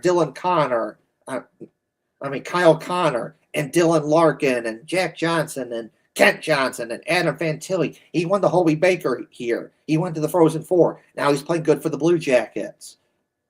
And Zach Werenski. Look at all these guys. They can say that. Unfortunately, Ohio State can't. So, Michigan's having a good go of it for, recruiting. A lot of good recruiting material. I wish it wasn't like that. I wish Ohio State was better at hockey. Besides the women, which is good. But that's just not how it is. Ohio State does not care about hockey. So until they fix that, they will continue to lose to Michigan. And yes, they will have games where they get smoked. So that's the end of that. And so Ohio State ends their season at 10-23. That's just not good. Yes, ouch, not good. So that's gonna have to be better. So that's all I have to say about that for now, and we'll get Hefty Duck in here. Yeah, I mean, it's not just an Ohio State University problem. It's kind of an Ohio problem too, and this just reflects that a bit. Not that it's necessarily a problem, but if I were to present this argument to someone in my local region, where I am slightly more northeast Ohio, um, I'm out of the metro area of Columbus at the moment. If I were to talk about this to someone who, say, came into work, literally, they'd be like, "Oh, who gives a fuck about hockey?" I've heard many, many people that I have brought up hockey around, or it comes up in conversation. Many people that I've grown up around and are around, that they absolutely don't give a shit. And I understand that to a certain extent, but it's time and time again, someone's like, "Oh, I got tickets to a Monsters game from work," or "Oh, I got tickets to blah blah blah from work." Dude, it was so cool. Like I loved going to the hockey games. It was such a fun time. And boom, then you create a hockey fan right then. And I've heard that a lot, just a lot in the area I live in. And I get that to a certain extent because it's a hard sport to get into. It takes quite a bit of money to really pull it off.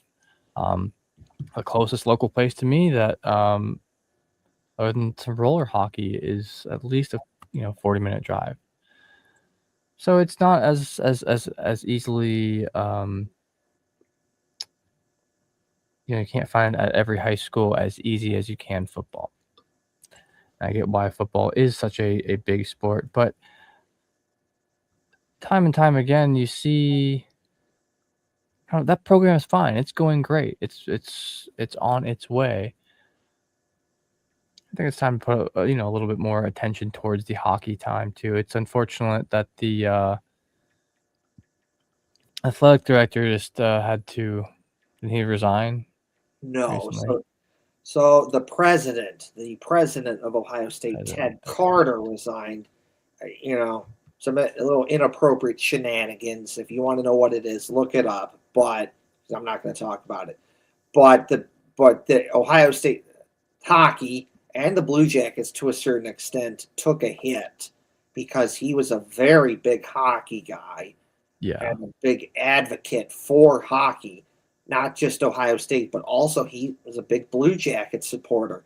He went to many Blue Jackets games, and he was at the Blue Jackets outdoor game at Ohio State, and like the Blue Jackets did stuff with him, and like he was a big guy that promoted hockey, and it We just really look forward to yeah, hopefully his influence that yes, his influence. And there was some there. I do believe both Ohio State and the Blue Jackets benefited from that. We did see hockey in a more positive light. In part, I do believe that it just, for years, we heard all these stupid plumbing excuses for why the Blue Jackets can't have a hockey game at Ohio State. Oh, because, the plumbing. It's too cold. The plumbing. Even though ignore the fact that Ohio State has had all these football games in like November and January when it's really cold and snowy out, and yet they did fine there. Or when they had national championship celebrations there in January, or they're having like lacrosse games there at the shoe in like February and March when it's really cold out. So it's like, knock it off with that nonsense. Like, if it's that big of an issue, fix it. But they didn't do that. It just came off as an excuse. We can't do it because the plumbing. And then eventually, it just like, soon as Ted Carter gets in there, a couple months after that, all of a sudden, the news comes out that starts little rumors that, the Blue Jackets might get an outdoor game at Ohio State. And then a couple months after that, in February 2024, the news comes out that they get it. And it's like, huh, isn't that something? That for years, Ohio State had these pathetic, stupid, idiotic excuses of, we can't do it because the plumbing, but they get a hockey guy in there, and all of a sudden the Blue Jackets can do it. They can have a hockey game at Ohio State. Just kind of makes you wonder about that. And now he's gone because, again, some stupid, idiotic shenanigans that he did, and both Ohio State hockey and the Blue Jackets have taken a hit because of that, because now there's not going to be a pro hockey guy in there that's going to be an advocate for him, and Ohio State hockey is going to take a hit. They're not going to have an advocate for them in a school that historically only cares about football. So they took a big hit. Yeah, and the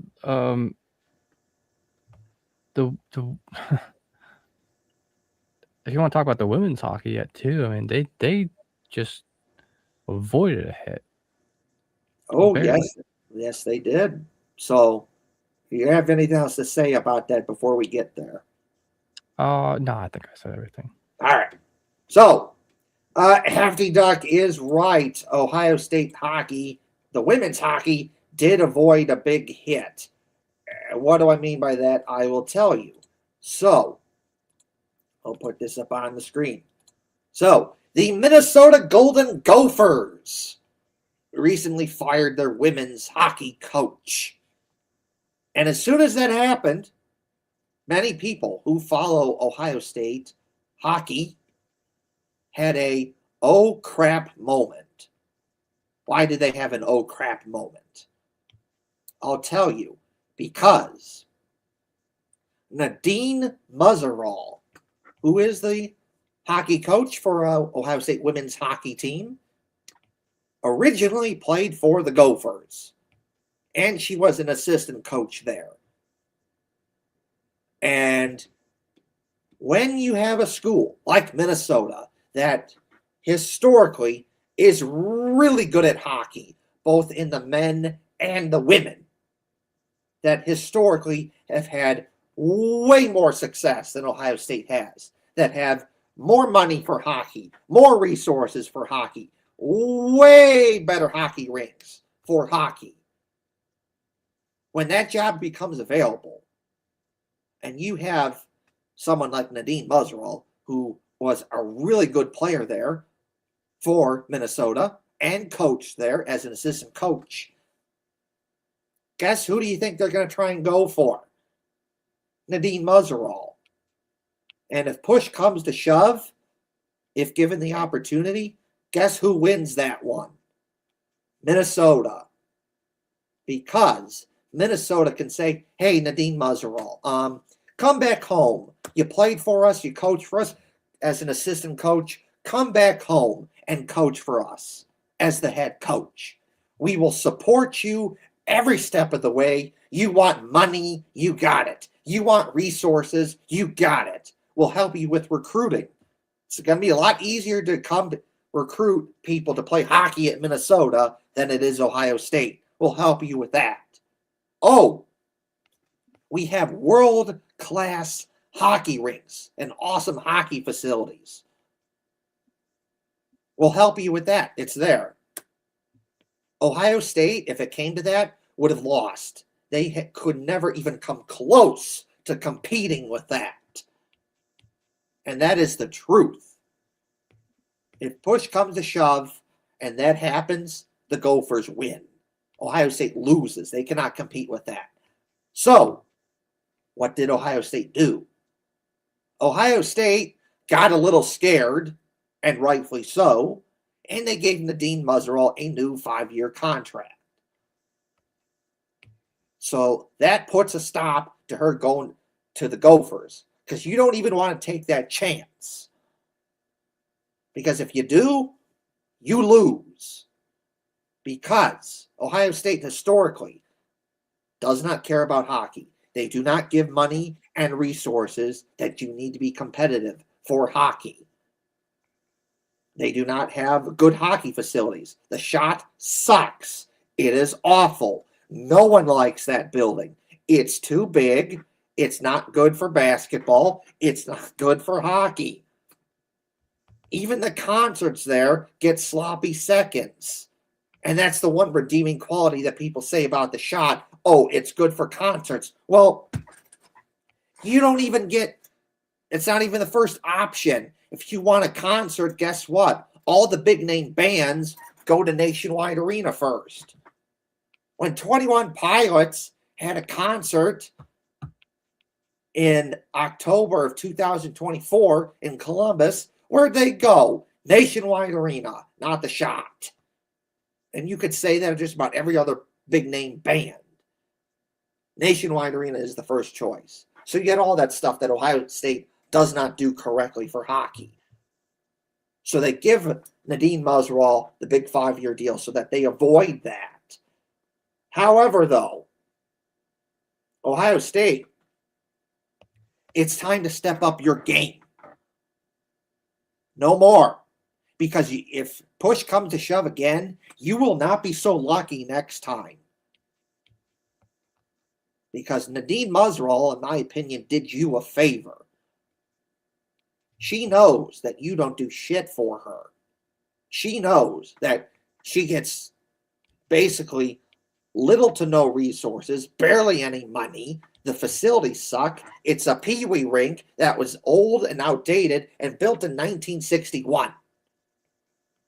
And even after all of that, Ohio State is consistently good at hockey for women. They were just in the national championship game for the 5th time in a row. You don't see stuff like that. It's really hard to be good. It's really hard to make the NCAA tournament. It's really hard to make the national championship game. It's even really harder to make the national championship game 5 times in a row. And she's won 2 of them. She's done that with basically little to no support. You don't do shit for her, Ohio State. So next time, she's doing a favor for you. She's doing all this work for you, making you good, winning national championships for you, and you get she gets nothing. She's doing you a favor. So next time, you won't be so lucky. So how do you fix this? It's time. Step up your game. Start caring about hockey. Now, immediately, you put more money, more effort, more resources, better hockey rink for that both the men and the women will play in. Not this half-assed attempt that Jason talked about on the show, which is essentially Ohio State wants the men to stay at the Shot and build a tiny little rink for the women, which does not fix anything. It doesn't. You need one nice hockey arena that both the men and the women play in, like every other Big Ten school does. That's how you're going to fix it. Because in my opinion, I would not be surprised if years from now, the contract is over and Ohio State still doesn't do anything. And Nadine Musrawal looks at that and says, all right, you know what? Screw you. I'm going somewhere else.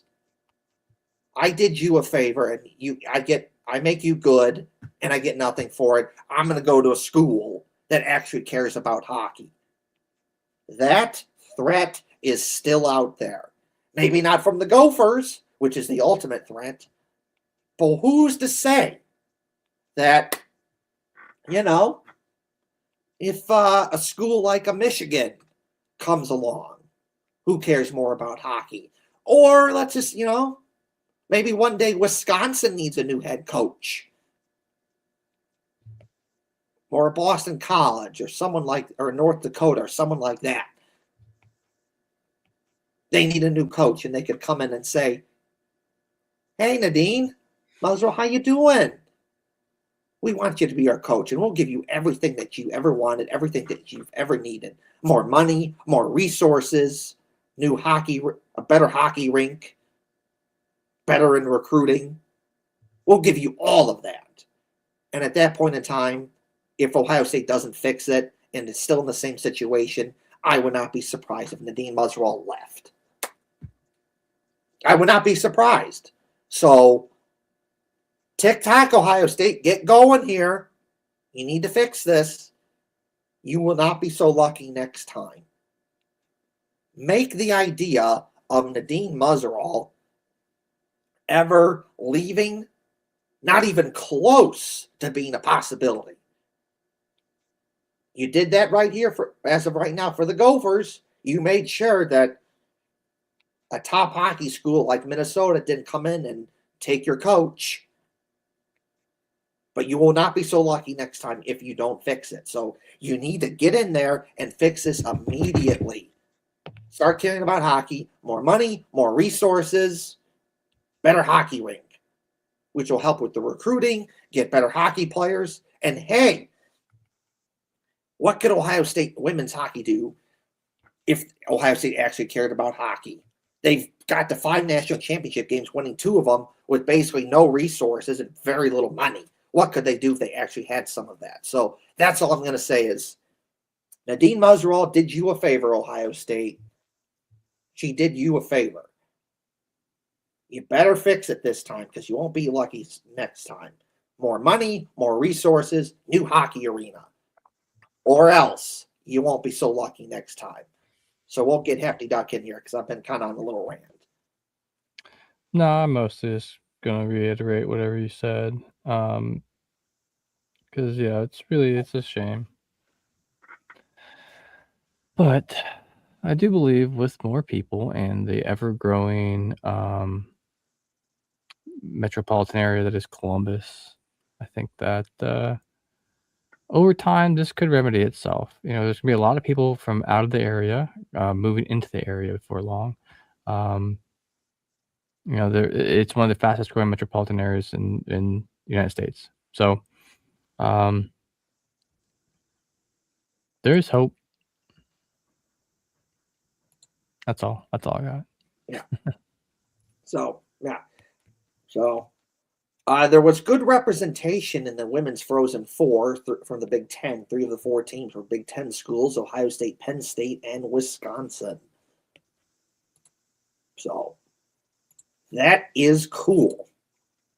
Now, on to another thing that we are going to talk about, continuing with the Big Ten, theme, which is, I'll put this up on the screen. There are 4 Big Ten teams that have made the NCAA hockey tournament. We have Wisconsin, Penn State, Michigan State, and Michigan. This also affects the Blue Jackets because they have prospects on Michigan State and Penn State. Penn State has Blue Jackets prospect, defenseman Jackson Smith. And so that'd be cool. He gets to play in the NCAA tournament. He's been having a good season. And Michigan State has 2 Blue Jackets prospects. They have goalie Melvin Strahl and Blue Jackets prospect center Caden Lindstrom, who's also, he's been getting better as the season went along. So that's cool to see some good Big Ten representation in the NCAA hockey tournament for the men. And Blue Jackets prospects are playing on Penn State and Michigan State. So that'll be interesting to see how that goes. If a Big Ten team wins it, I'm going to share it on the show. If it doesn't, I'm not sharing. I only care about Big Ten teams. Mm-hmm. Pretty cool. So there's that. Okay, so anything else to say about this? I'm good. All right, then. So moving on to the next thing. So earlier on in the show, I kind of made a little teaser about a guy that I owned on Twitter to the point that he blocked me. And I am of the belief that if I am in a discussion with you on Twitter, we're going back and forth, and then you block me, that means I win because you have no answer to my discussion that you resort to blocking. So, like, I win. What did I win? I'll tell you. So, I talked about it on the show last week, and I'll say it again. Of course, it was just me because Hefty Duck left. It was just me on the show finishing it out. But I talked about why does the shot exist? I'll tell you. Because if you read the Columbus Chill Factor book, which is a good book that tells the story of hockey history in Columbus and how Columbus got the Blue Jackets. And in that book, you learn that back then in the 1990s, Ohio State was not very fond of the Blue Jackets coming to Columbus. They did many things to try and stop that from happening, like working with the state government of Ohio to try and use taxpayer money to stop the Blue Jackets from happening. That didn't work. And they did many other things, like Gordon Gee, who was the president of Ohio State at the time, he spoke out against it. He had his wife write an op-ed in like one of the newspapers in Columbus back then, speaking out against it. That didn't work. Gordon Gee speaking out against it. That didn't work. And Ohio State built the shot to try and stop Nationwide Arena from happening. And not only did they build it, they rushed it. A race against the clock. And what happens? 20 plus years later, it backfires. The Ohio State is stuck with the building, the shot, that is god-awful. No one likes it. If you go on in real life or on like Twitter, you talk about the shot, and everyone's like, it's a god-awful building. I hate it. It's terrible. It's too big for basketball, too big for hockey. It's this, it's that. It's no good. So you're stuck with the building no one likes, and Nationwide Arena still happens, and the Blue Jackets have the better building. Everyone goes there. Sporting events, to concerts, and music, conventions, politics, political conventions, any sort of big-time event. They're coming to Columbus, they pick Nationwide Arena. So you're stuck with a building that doesn't work. And I throw it out there on Twitter. And this tweet got over 1,000 likes, over 200,000 views. It did really well. Now, we have this guy named Brian Keller, who played hockey at Ohio State in the 1990s. And honestly, I have never heard of the guy up until that day. And he doesn't follow me on Twitter. I don't follow him on Twitter. And then for whatever reason, he gets a little pissy and he lets his Ohio State feelings get in the way. And then he just starts responding to some of the tweets that I put out there that really have nothing to do with it. Like, we're talking about why is the shot here? Well, the shot's here because Ohio State tried to build it in an attempt to stop the Blue Jackets from coming. And they rushed it. And it backfired. Some people are like, oh, I didn't know that. I didn't know that. That's interesting. Thank you for sharing. And then a lot of people were like, yep, you're right. The shot sucks. It's this and that. And Nationwide Arena is better. The Blue Jackets have a better building and so on and so forth. That I'm paraphrasing, but that's basically what it was. And then we have this Brian Keller guy who comes in here and just starts talking about stuff that has nothing to do with it. Like, well, the players wanted the Blue Jackets to come. And it's like, okay, cool, but we're not talking about that. They didn't really have much influence. Yeah. We're not talking about that, and Hefty Duck is right. They didn't have that much influence. So, like, cool. The Ohio State hockey players at the time wanted the Blue Jackets to come to Columbus. Cool. But we're not talking about that. That's not the discussion. We're not talking about that. The discussion is, why does the shot exist? Well, because Ohio State rushed to build it to stop the Blue Jackets from coming. That's the discussion. And then,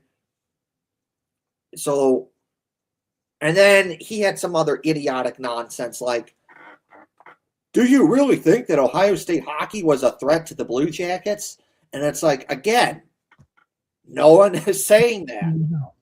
No one is saying that. Stop bringing something into the discussion that has nothing to do with that. I'll answer your question anyways, which I did. And I'll say, I said it back then on Twitter, and I'll say it now.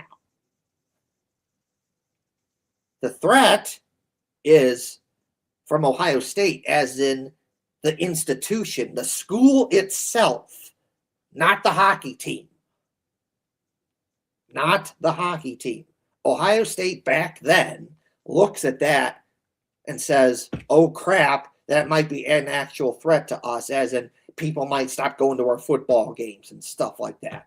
Even though that is very stupid and idiotic to think, because it's like, Ohio State, do you not get who you are? You're Ohio State, okay? People love you. They'll never stop going to your football games. You have them cocked. You have them whipped. You have them by the balls. There is no way that you'll lose support. So knock it off with that nonsense. Just stop. So that is the threat. It's not Ohio State hockey. It's Ohio State as in the institution, the school. They thought the Blue Jackets were a threat, which is stupid. But anyways, you don't do the things that you do if it's not a threat. Like, you don't work with the state government of Ohio to use taxpayer money to try and stop the Blue Jackets from coming if it's not a threat. You don't do that. You ignore it.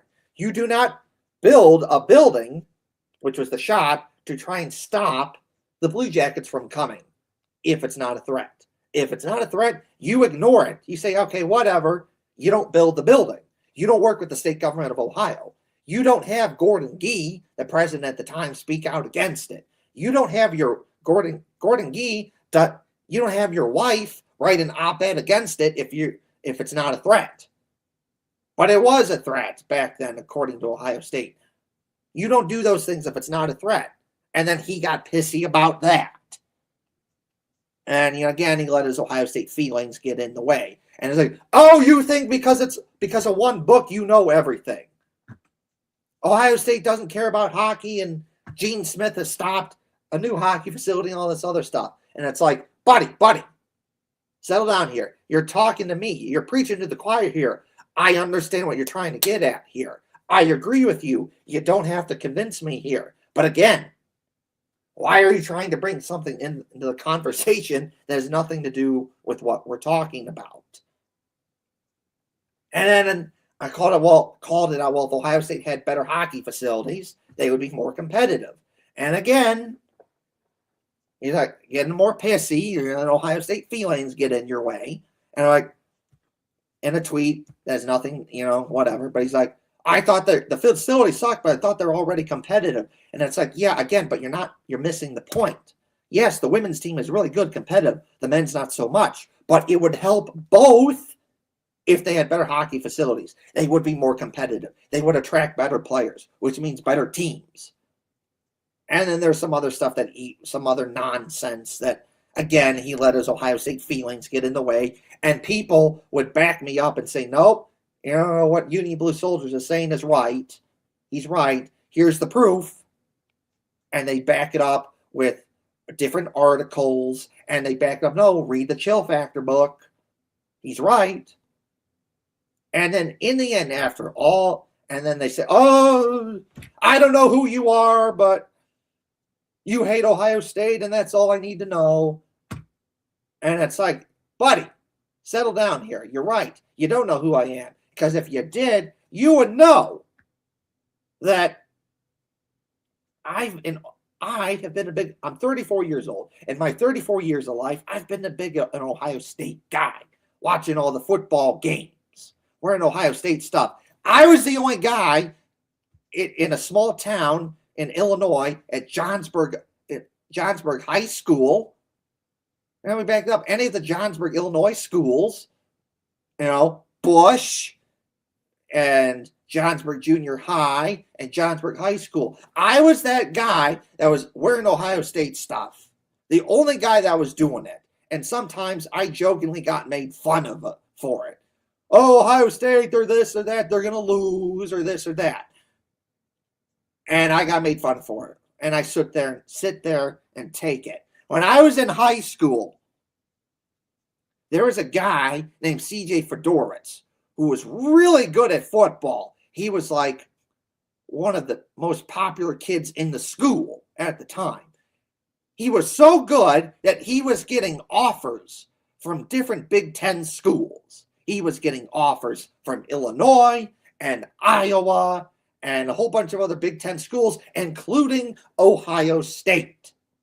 The principal at the time, Mr. Shelton, saw that, and he pulled me out of class so that I could meet the assistant coach of Ohio State at the time, Dick Tressel, who was at Johnsburg High School, who was recruiting CJ Fedorowicz. Okay? I watch a lot of Ohio State football games in my life. I wear Ohio State stuff.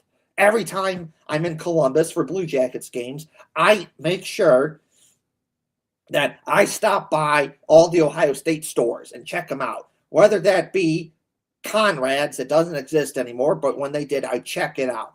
Whether it be College Traditions or the Buckeye Corner or any other store that's out there. I go there. I ask my parents to take me to the Ohio State stores. That's one of the things I do in Columbus. I have a brick with my name on it by Gate 38 on the south side of the shoe. It's there. I see it just about any time I'm in Columbus. I try and make it when I go to Columbus, see if I can see like an Ohio State hockey game and a Blue Jackets game. Or last April, I saw Ohio State baseball and a Blue Jackets game. Sometimes it works, sometimes it doesn't. Matter of fact, right now, under my Blue Jackets jersey, I'm wearing a black Ohio State hockey shirt. So you know what?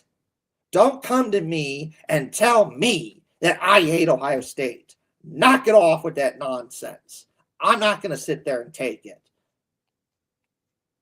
I've been very supportive of Ohio State in my life. I've also called them out because I want them to do better. Don't just be a football school. I want you to do better. Put more effort into other sports.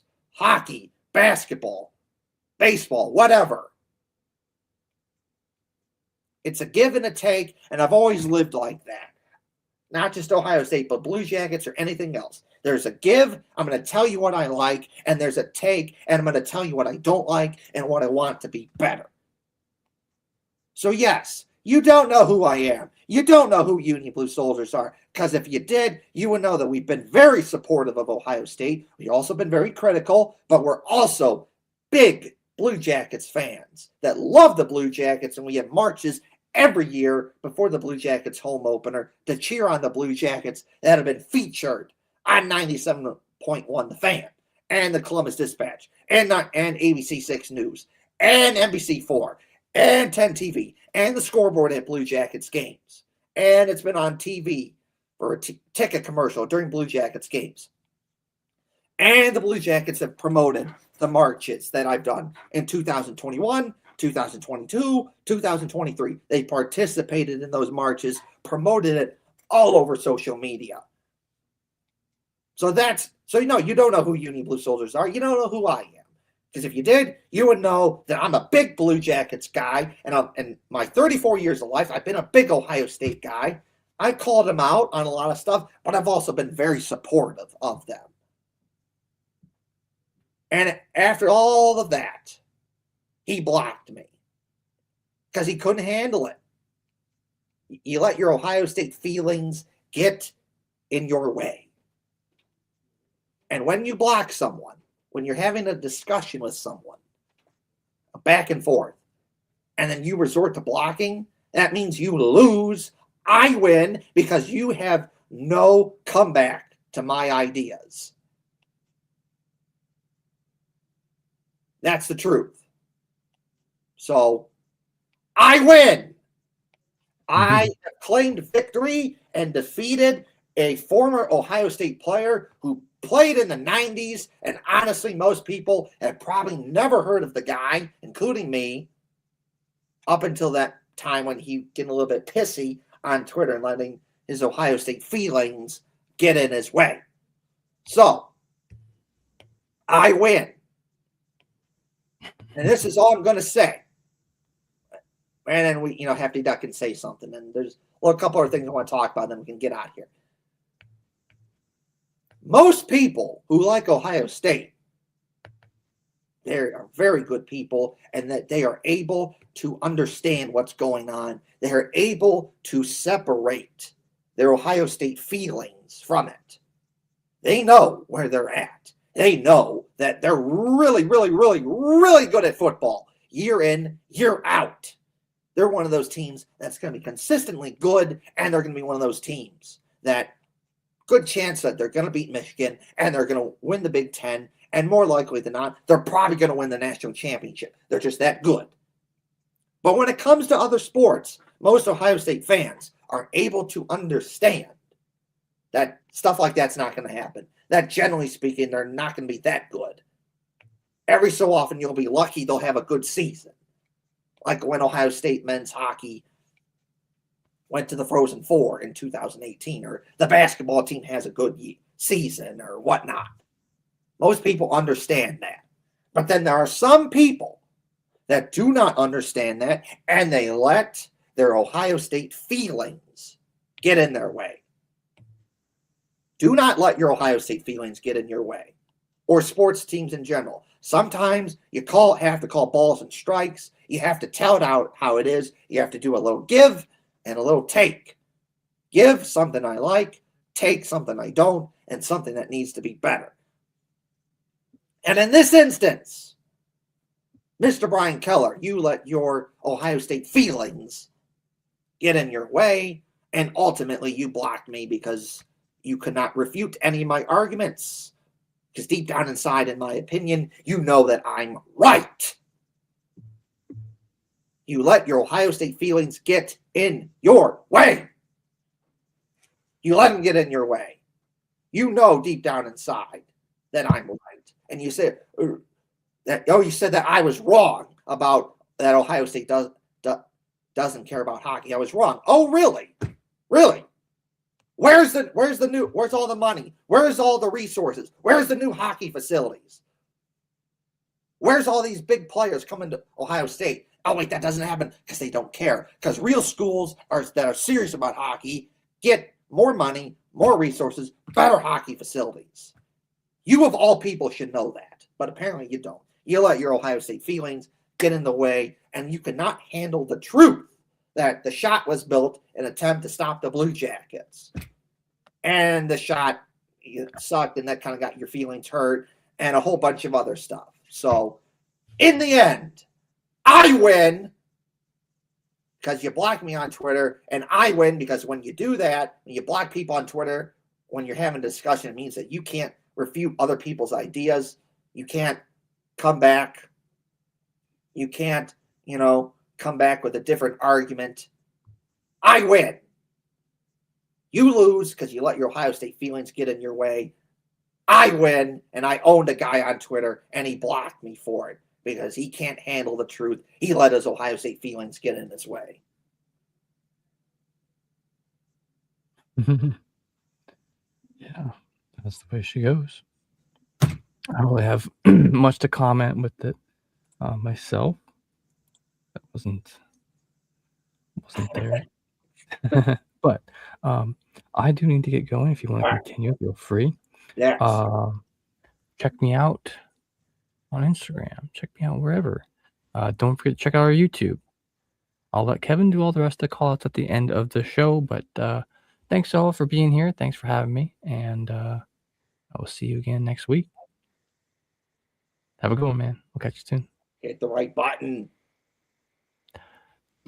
Good call. Hit the right button. I was literally hovering over the wrong one. All right. Hit the right button. Hefty Duck, do it. All right. One last thing for me. So,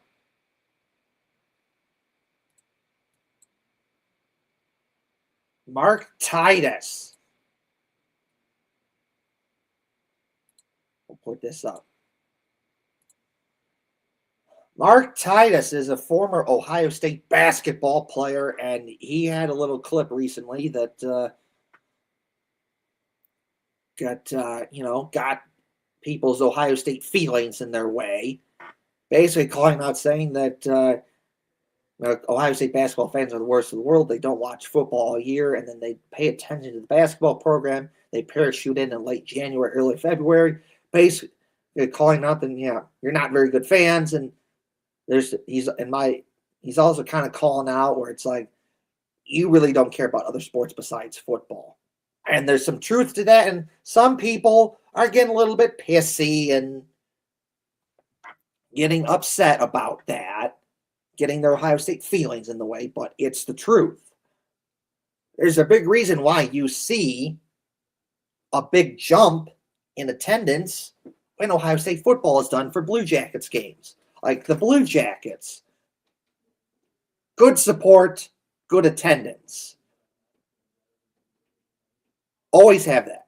But you see it every year during the season where as soon as Ohio State football is done, you get a big bump in attendance. And it always happens like that, and it will always be like that because Columbus collectively, as a whole, does not care about Ohio State sports not named football, generally speaking, and that is the truth. The sports totem pole in Columbus, Ohio State football, Blue Jackets, and then the Crew/Clippers, and then everything else. And that's the truth. And, that's just how it is. So we'll just, we're going to play a little bit of it here. Yeah, I mean it's hard because I think Jake is a lot of Ohio State. Can I do a just quickly? I'll make it quick. Yeah, of course. We have the worst fans in the world, Ohio State. Come on. Ohio State basketball fans are the worst fans in the world. They're the worst. What do you mean they're by literally worse because they watch football all year. They don't even pay attention to the basketball program. They like parachute in around like late January, early February. They look up the rankings, and if we're not ranked in the top 10, they're just like, everything sucks, fire everybody, this is terrible. They have no idea what they're talking about. They don't only know the names of the goddamn players, and they bitch like they want us to be a top 10 program, which I do too, but like, where's that? The reason the top 10 programs are the top 10 programs is because they carry themselves like top 10 programs 365 days a year, and the fans are invested in the program, and people are coming to the games, and the people are like studying the recruits, and like fucking they pour their passion into this. They don't just like pop in and say like, oh, what are we're in the tournament, okay, I'll sit down and watch this game, and then we lose the game and you're like, fire the coach. It's absurd, dude. I saw like everybody wants to fire Jake Diebler, Tate. They want to fire Jake Diebler because of the final play. Do you think you have to be fucking brain dead to believe that Jake Diebler, with that timeout, which by the way, he didn't call the timeout. Mm-hmm. Like everybody killing him for that. They're like, why not advance the ball and call timeout? Fire Diebler. Well, because you watch. I will say this though, because I did watch the Ohio State basketball game that day. And that was not a good play. That was not a good play. That was bad. That was really bad. That needed to be better. Like essentially, just you have a little more than 4 seconds to go. You could have done something better with that instead of just having Bruce Thornton just chuck up a ball and hope for the best. Like you could have done something better with that. So people are right to call that out there. The fucking playback, the players immediately are calling timeout. Guess what happens when a player on the court goes like this at a ref? Guess what happens? That's a timeout. They call timeout, and there's nothing the coach can do. The coach can't be there sitting on the sideline and go, no, we don't want you just take the timeout. So we take the timeout at the end. You think Jake Diebler was drawing up a play, and he's like, all right, guys, here's what we got. I got this play in my back pocket. I just came up with this. We're going to inbound it to Bruce. I want you to dribble 4 times in the backcourt and throw up a half quarter at the buzzer. That's what I want. That's how people are reacting. They're like, that's the play you draw up? No, You fucking idiot. That's not the play he drew up. The execution was poor. And you could I'm not saying the blame is 0% on him. At a certain point, the players have to, but I'm saying that people act like it's 100% him and that's the play he drew up and that he was just over there just duh, I don't know. Anybody got any ideas? Why don't we do Bruce? Why don't I'll just throw it to you and let you kind of fucking just figure it out. That's not what happened. He drew up a play. This is college basketball. You have a bunch of guys that are young that aren't put in these high pressure situations. Mm-hmm. This happens all the time. And our dumbass fucking fans just come in and they're just I don't know who that guy, who's number one for our team. I kind of like this guy. We should give the ball to number one. I'm where have you been all season? What is this? I can't stand it, dude. I can't. It drives me crazy. I'm actually getting pissed off about it. And that's not even a rant to defend Jake. It's a rant to if you care about the program tomorrow. Now the season's over, right? Guess what North Carolina is going to do? Tomorrow, North Carolina is all hands on deck. We'll figure this shit out. They're we have to figure this out. Ohio State fans are going to be what's football recruiting look like? Mm-hmm. Who we got coming up? Anybody look at the football schedule? I think wrestling's going on. They just move on to the next thing, and then they wait for basketball season to roll back around, and then demand that we're one of the best programs in the country. It doesn't work that way. You have to invest. You have to invest money. We don't have any fucking money in the basketball program. We don't have any fan support in the basketball program. And he's right.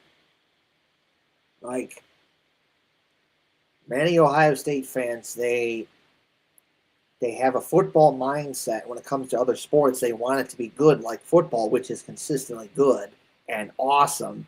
But it's that's not realistic because that's not who Ohio State is.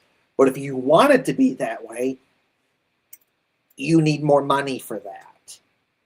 And it's a little give and a take. Ohio State needs to put in the effort to give more money for that. But at the same time, Ohio State fans have to start caring a little bit more and give them more money, give them more reason to spend money on that. So that's just how it is. A little give and a little take. Ohio State has to be better at that, but the fans also have to be a little bit better. And for the most, and they're not. It's generally speaking, if it's not Ohio State football, you don't matter. Which is why you always see a big jump in attendance for Blue Jackets games when Ohio State football is done. And if you were on Ohio Sports Twitter during Ohio State football season, talk about Ohio State is everywhere. It's everywhere. It's all over the media. It'd be 10 TV, ABC 6 News, Fox 28, NBC 4, the Columbus Dispatch, 97.1 The Fan. It's all over Facebook and Twitter. All over the place. But then the moment that Ohio State football stops,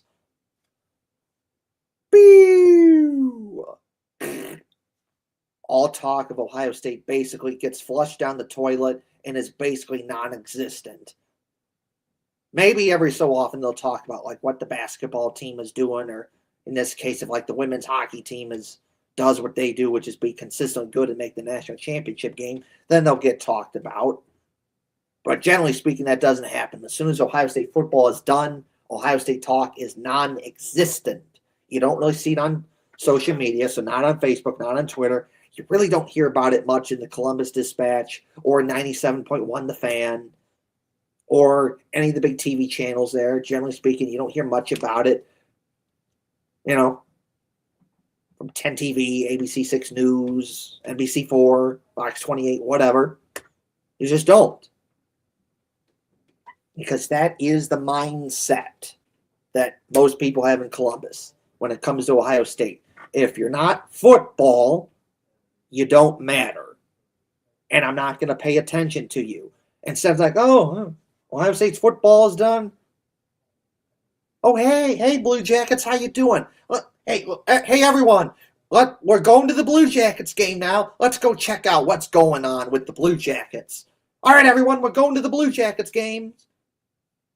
And then the Blue Jackets, boom, get a big bump in attendance and a big jump in support. It is always like that and will always be like that. Unless both Ohio State and Ohio State fans make a effort to show more support for sports that are not football for Ohio State. If you don't do that, it's going to be the same exact thing where Ohio State football gets all the attention and all the love, and as soon as that's over, no one cares. Ohio State support basically goes to zero. It goes away, and then everyone goes towards the Blue Jackets 100%. Because before that, it's like 50-50. It's like you got people that are doing both Ohio State and the Blue Jackets and people that are just Ohio State.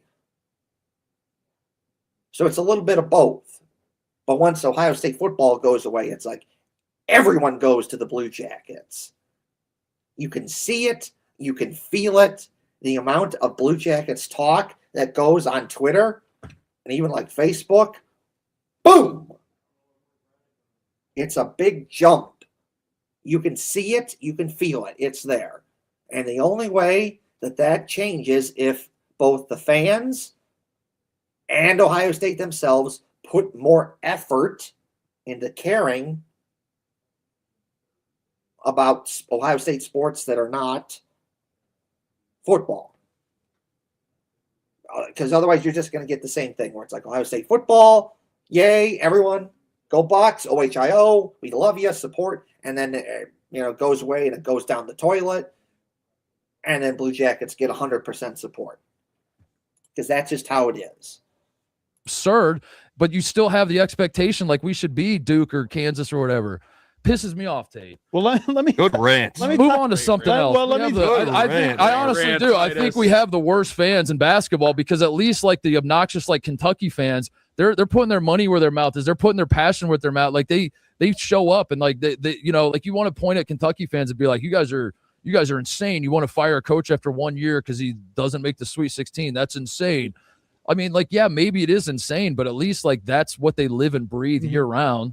Like Ohio State basketball fans carry themselves that way, but don't actually live and breathe it, and it pisses me off. They have to you have to find the balance. The expectation and the investment aren't aligned, and that's absurd.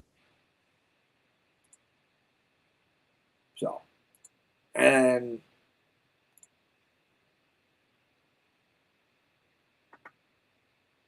and then to finish things off,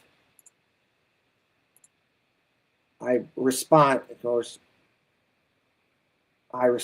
to that tweet and said, get this out of here. Whatever. So I responded to that tweet and said, Mark Titus told the truth and people didn't like hearing it, but it is the truth. Ohio State football is the only OSU sport that matters to people, which is why you always see a big jump in attendance every Blue Jackets game, for every Blue Jackets games every season once OSU is done. And I tagged Mark Titus's Twitter page at Club Trillion in the post. So that's just the truth. Mark Titus told the truth. He did. Mark Titus told the truth. And for many of you, you didn't like hearing it because it is a very uncomfortable truth for you. You don't like getting called out on your BS, on your shenanigans. And that is 99% of you that say you like Ohio State, you're just football fans. You only care about Ohio State football, and you don't care about any other Ohio State sport. And when someone calls you out on that, like Mark Titus, you get pissy about it, and you let your Ohio State feelings get in your way. Now, there are many people that have responded to this tweets understanding what Mark Titus is trying to get at here, saying that he's right. Because there are people that, well, I watch Ohio State basketball. I go to games. I do this. I do that. And it's like, cool. He's not talking about you. He's not. This is not directed at you. This is a very, this is at a very specific group of people. For the people say, well, I watch Ohio State basketball. I go to the games. Well, cool. He's not talking about you. This is not directed at you. You are a small group of people. He's talking to the bigger amount of people who don't pay attention to Ohio State sports that are not basketball. I'm sorry, take it back. That don't pay attention to Ohio State sports that are not football. And he's right. If you don't like getting called out on it, do something about it. Start going to more sports at Ohio State that are not football. Start doing it. Be like my guy, Harry, at Harry from Cbus on Twitter. Harry Yepram Jr. What a guy, a good guy. One of my favorite people I like to see when I'm in Columbus. He is a big Blue Jackets guy. But you know what? He is a big Ohio State guy. And when he says he likes Ohio State, guess what? He means it. One of the biggest Ohio State guys out there. Because not only does he do the Ohio State football games, but you will see him post on his Facebook and his Twitter page. Look, he's at the Ohio State basketball game, men or women.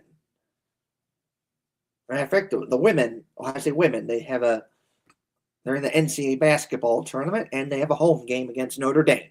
And he was at that. He's at Ohio State hockey games. Harry is at Ohio State baseball games. In fact, he was just at one this past Sunday. Actually, the last 2 Sundays, he's been there. So, when Harry says he's an Ohio State guy, he really means it. He legitimately means it. He is an Ohio State guy. Way better than most of you. So, you don't like Mark Titus calling you out? Do something about it. Start caring about other Ohio State sports that are not football, and you won't get called out on it. Or you won't get called out for not caring until February, and then start watching games like you know something when you don't. So, stop letting your Ohio State feelings get in your way and realize that Mark Titus and many others are right. Realize that. The guy who played basketball at Ohio State, he might know a thing or two about that. Just saying, we're throwing that one out there. Right? That is the demographics of sports in Columbus. That is the sports totem pole in Columbus. It's Ohio State football, then the Blue Jackets, Crew/Clippers. There's everything else. And then when I put that out there, no disrespect to you, but the truth is you're an idiot, because he said, no, the Crew are higher than the Blue Jackets. And I'm like, no.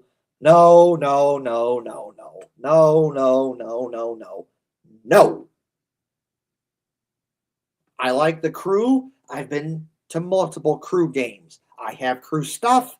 I wear Crew stuff. But no. Soccer is not bigger than hockey. The Crew are not bigger than the Blue Jackets. I know the Crew have won championships. I understand that. But it's soccer. There is a reason when people say that, when they say major 4 sports, they talk about hockey, baseball, basketball, football. They do not say soccer. And Major League Soccer here in America, and I know Canada has teams there up there too, but mostly in America. What does the soccer world think about that when they look at that? Especially over in the more soccer advanced countries, like in the European countries, like, England and all that area over there. What do they think about it? They laugh at it. They look down upon it. Like, MLS, Major League Soccer. Like, they don't take it seriously. Some people have even said, it's a retirement home. That you have all these players that for some time were really good at soccer over in England or some of these other European countries.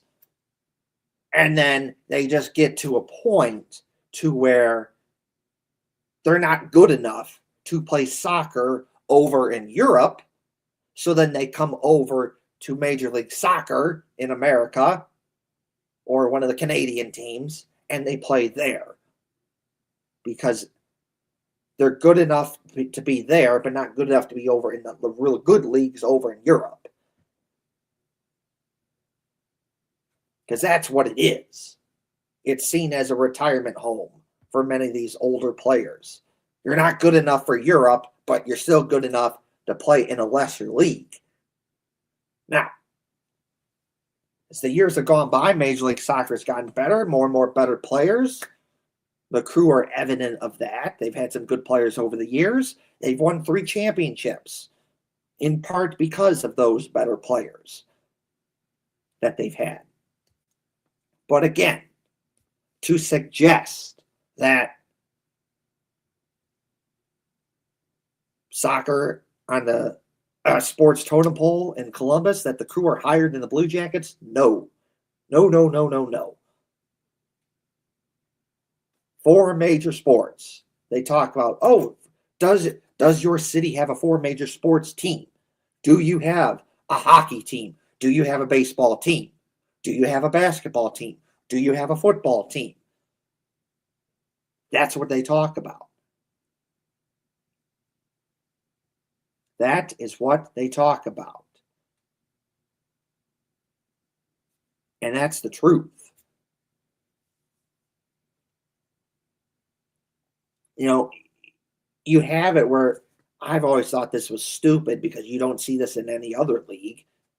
But, the Crew could have a guy playing for him, and then like the USA soccer team or like some other country could call him up and say, nope, he needs to play for us because we're, trying out for like an international match, or we're trying out for like the World Cup or like the Olympics, and he needs to play for us.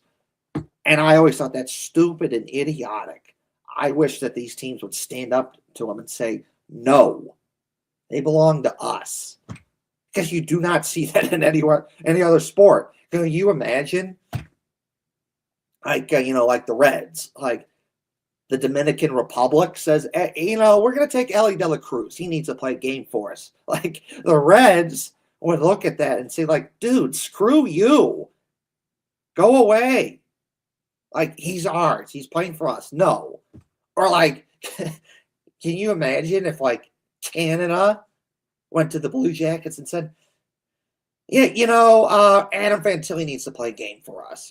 Sorry, Blue Jackets. And the Blue Jackets would look at that like, no, are you kidding me? That is stupid. Just stupid. Like that does not, or like if like the USA hockey team said like, we're pulling Zach Werenski for you Blue Jackets. We need to play a game. Like, again, the Blue Jackets would look at him funny and be like, yeah, no. Like, screw you. That's not happening. He's ours. Go away. I'm sorry. That whole idea of that's happening in soccer, they can just pluck a guy off your team and have him go play for the national team of whatever country. It's just stupid and idiotic. I'm sorry. That is just stupid. It does not happen in any other sport. And another thing that does not help is that you put your games on Apple TV. Now you still have some games on like Fox and FS1, but like it's mostly Apple TV. Not everyone's gonna pay for that. Whereas if like you can turn on the TV and you can see a hockey game, you can see a baseball game, or a football game, or a basketball game. Like, no. A sport, if you're the major four sport, you don't do that, and that's not soccer. Maybe one day soccer gets there because over time soccer is getting more popular. More and more people are getting into it, but it's not quite there yet. So I'm sorry to that person on Twitter that responded to my tweet of, the Columbus Sports Totem Pole, where I correctly said that Ohio State football, Blue Jackets, Crew/Clippers, and anything else is below that. For you to say that the Crew are ahead of the Blue Jackets is wrong. I'm sorry. That is wrong. Major four sports: baseball, football, hockey, basketball. That's what's talked about. Does your city have one of those? And then sometimes the answer is yes. And sometimes the answer is you have more than that. Cincinnati has the Reds and the Bengals. Cleveland has three. What used to be the Indians, but now the Guardians, and obviously the Browns, the Cavs. Like that does make a difference.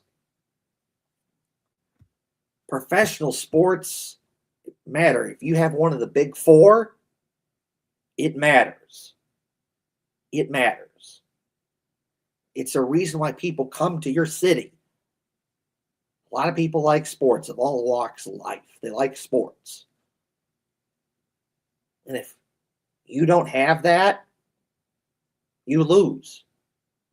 Not a lot of people are going to come to your city. They're going to go somewhere else.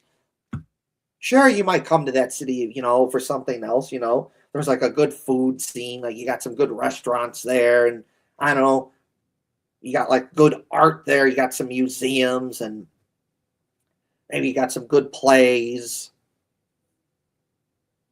Maybe get a comedy show, a concert or something else. Like that does matter to a certain extent. People do come for that. But the big one that brings people of all walks of life together, it does not matter who you are, who you vote for, what, religion or gender or ethnicity that you may be. The big thing that brings everyone together is sports. That's what gets people to come to your city. And generally speaking, that is hockey, baseball, football, basketball. Soccer to a certain extent too, but that's not the main reason. So I'm sorry for this person to say that the Crew is higher than the Blue Jackets. You are wrong. In my opinion, it is a very stupid and idiotic take to even suggest such a thing. Because look around you. Look at the demographics of America. Generally speaking, people do like soccer, but it's down here. They're not in the top four. It's not hockey, baseball, basketball, or football. And that's just how it is. So, that's all I got to say about that. I'm just going to say the last couple things before we get out of here. First things first. Well, that's not what we're... Okay. First things first, please like, share, and subscribe to the YouTube channel. That would be greatly appreciated. Please like, share, and subscribe to the YouTube channel. Please tell your family, please tell your friends.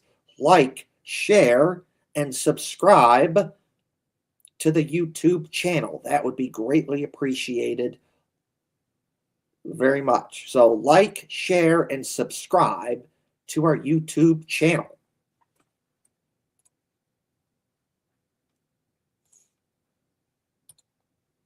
And as always, got to give a shout out to my awesome Uncle Doc, the best of the best. What a guy, such a fun guy to be around. Love seeing you at family parties and family get-togethers and holidays like Thanksgiving, Christmas, and Easter, and so much more. Such a big inspiration to me. You are a big reason why I am where I am. You've inspired me to do so many things. You are loved and missed by your family and friends so much, including me. You know, you're a big baseball guy, and the Chicago Cubs are your favorite team. Of course, you know, got my Reds hat. I always wear, a Reds hat. I always wear a Reds hat on the show. And I'm a big Reds guy. We talk baseball with you. And of course, baseball's coming up here pretty quick. A new season is coming. And I think about you a lot. And I just wonder what you would be thinking right now if you're still here about how you think the Cubs are going to do this season. They had a good season last season. They made it made it second round, the playoffs. They did get knocked out by the Milwaukee Brewers, but still a good season. And I just wonder what you would think about that. And I wonder what you think about how you think the Cubs are going to do this season. You were one of the biggest Cubs fans out there. And I was so happy for you that, like many of my family who do like the Cubs that live in Illinois, that they finally got to see the Cubs win the World Series in 2016. That is something that you talked about for years, about how you wanted to see the Cubs win the World Series, and they did it. They finally did it, and you got to see it. And now I wish you're still here so I could talk to you about, how you think the Cubs are going to do this season. And then I could share you my thoughts about how I think the Reds are going to do this season. And, of course, you were also a big hockey guy. That's where I get a lot of my inspiration from you is, hockey. You were a big Blackhawks guy, but the Blue Jackets became your second favorite team. And, I wish you're still here so I could get your thoughts on how you think the Blackhawks season is going. I could tell you my thoughts on how I think the Blue Jackets season is going.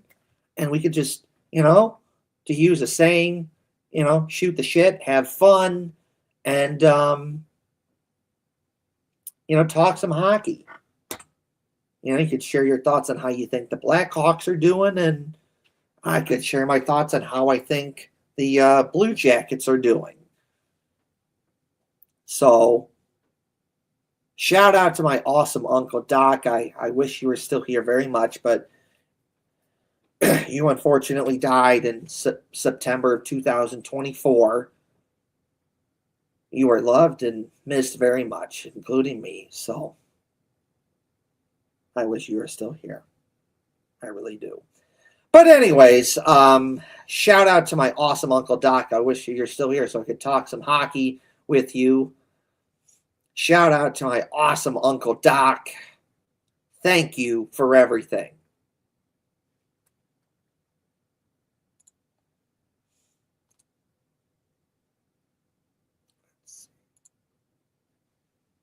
So, last couple things for me. Our next show will be on Monday, March 30th, 2026 at 7 o'clock p.m. Eastern Time, live on YouTube and Twitter. So again, the next show will be on Monday, March 30th, 2026 at 7 o'clock p.m. Eastern Time. One more time, the next show will be on Monday. It'll be on Monday, March 30th, 2026 at 7 o'clock p.m. Eastern Time. So check that out. Also, I got tickets to see the Blue Jackets play this upcoming Saturday and Sunday, and looking forward to it. So that's going to be great. Love going to Blue Jackets games. If you haven't done so already, I strongly encourage you to get some tickets for the big little weekend series here that the Blue Jackets have for two big home games this upcoming Saturday and Sunday. Blue Jackets been playing real good recently. Been going on a good run here. So you know what? They deserve the Blue Jackets always get some good support from the fifth line, from the Blue Jackets fans. But now's the time to really step up your game. And if you can do it, go get some tickets. Go see the Blue Jackets play.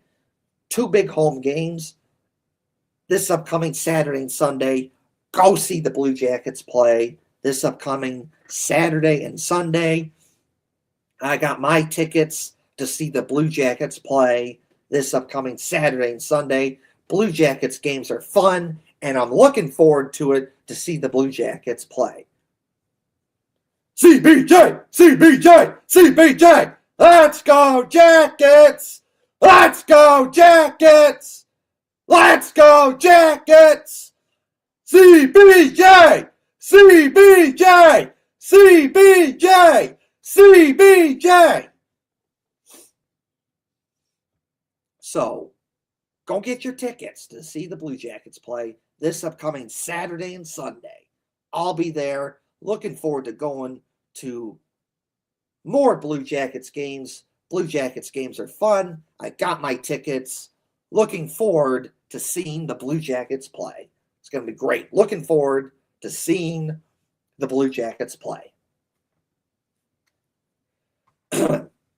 One last thing for me, and then I'll get out of here.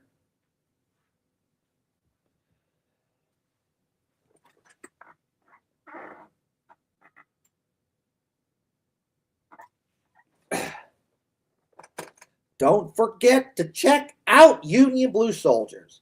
Check out Union Blue Soldiers. Check out Union Blue Soldiers. Follow Union Blue Soldiers on all social media platforms. We do a lot of fun stuff, like, marches to cheer on the Blue Jackets. Example, you've seen this video before, played many times on the show. It's our intro video now. Here it is, a video of different marches that Union Blue Soldiers has had over the years. Let's go, Jackets! Let's go, Jackets! Let's go, Jackets! Let's go, Jackets! Let's go, Jackets! Let's go, Jackets! Let's go, Jackets! Let's go, Jackets! Let's go, Jackets! Let's go, Jackets!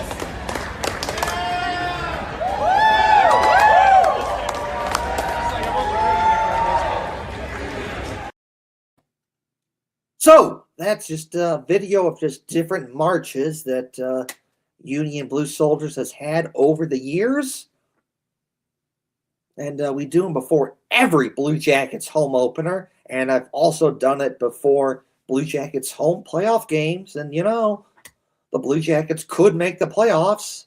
And in the event that the Blue Jackets make the playoffs, I plan on doing another March. And if that happens, you're going to want to come to this. This is one of those fun events that you're going to want to go to. You do not want to miss this. It is a fun Blue Jackets themed event where we bring Blue Jackets fans together to cheer on the Blue Jackets. Been on TV. Stinger's been there.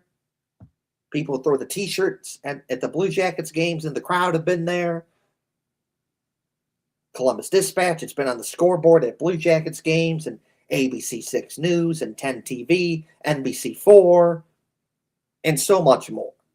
So, gotta have to check out the marches that Union Blue Soldiers does. It's a lot of fun and it's a great event to bring Blue Jackets fans together to cheer on the Blue Jackets. So, you have to check that out. Whether that be for before the Blue Jackets home opener every season in October, or for a Blue Jackets home playoff game. You're going to want to check it out. It's a fun event for all Blue Jackets fans. It's a lot of fun. You should check it out. And one last time, check out Union Blue Soldiers. Follow Union Blue Soldiers on all social media platforms. Check out Union Blue Soldiers. Check out Union Blue Soldiers. So, that's it for me, and Hefty Duck. We'll see you next time. So thank you for watching. Check out Union Blue Soldiers. All right, thank you for watching. Bye now!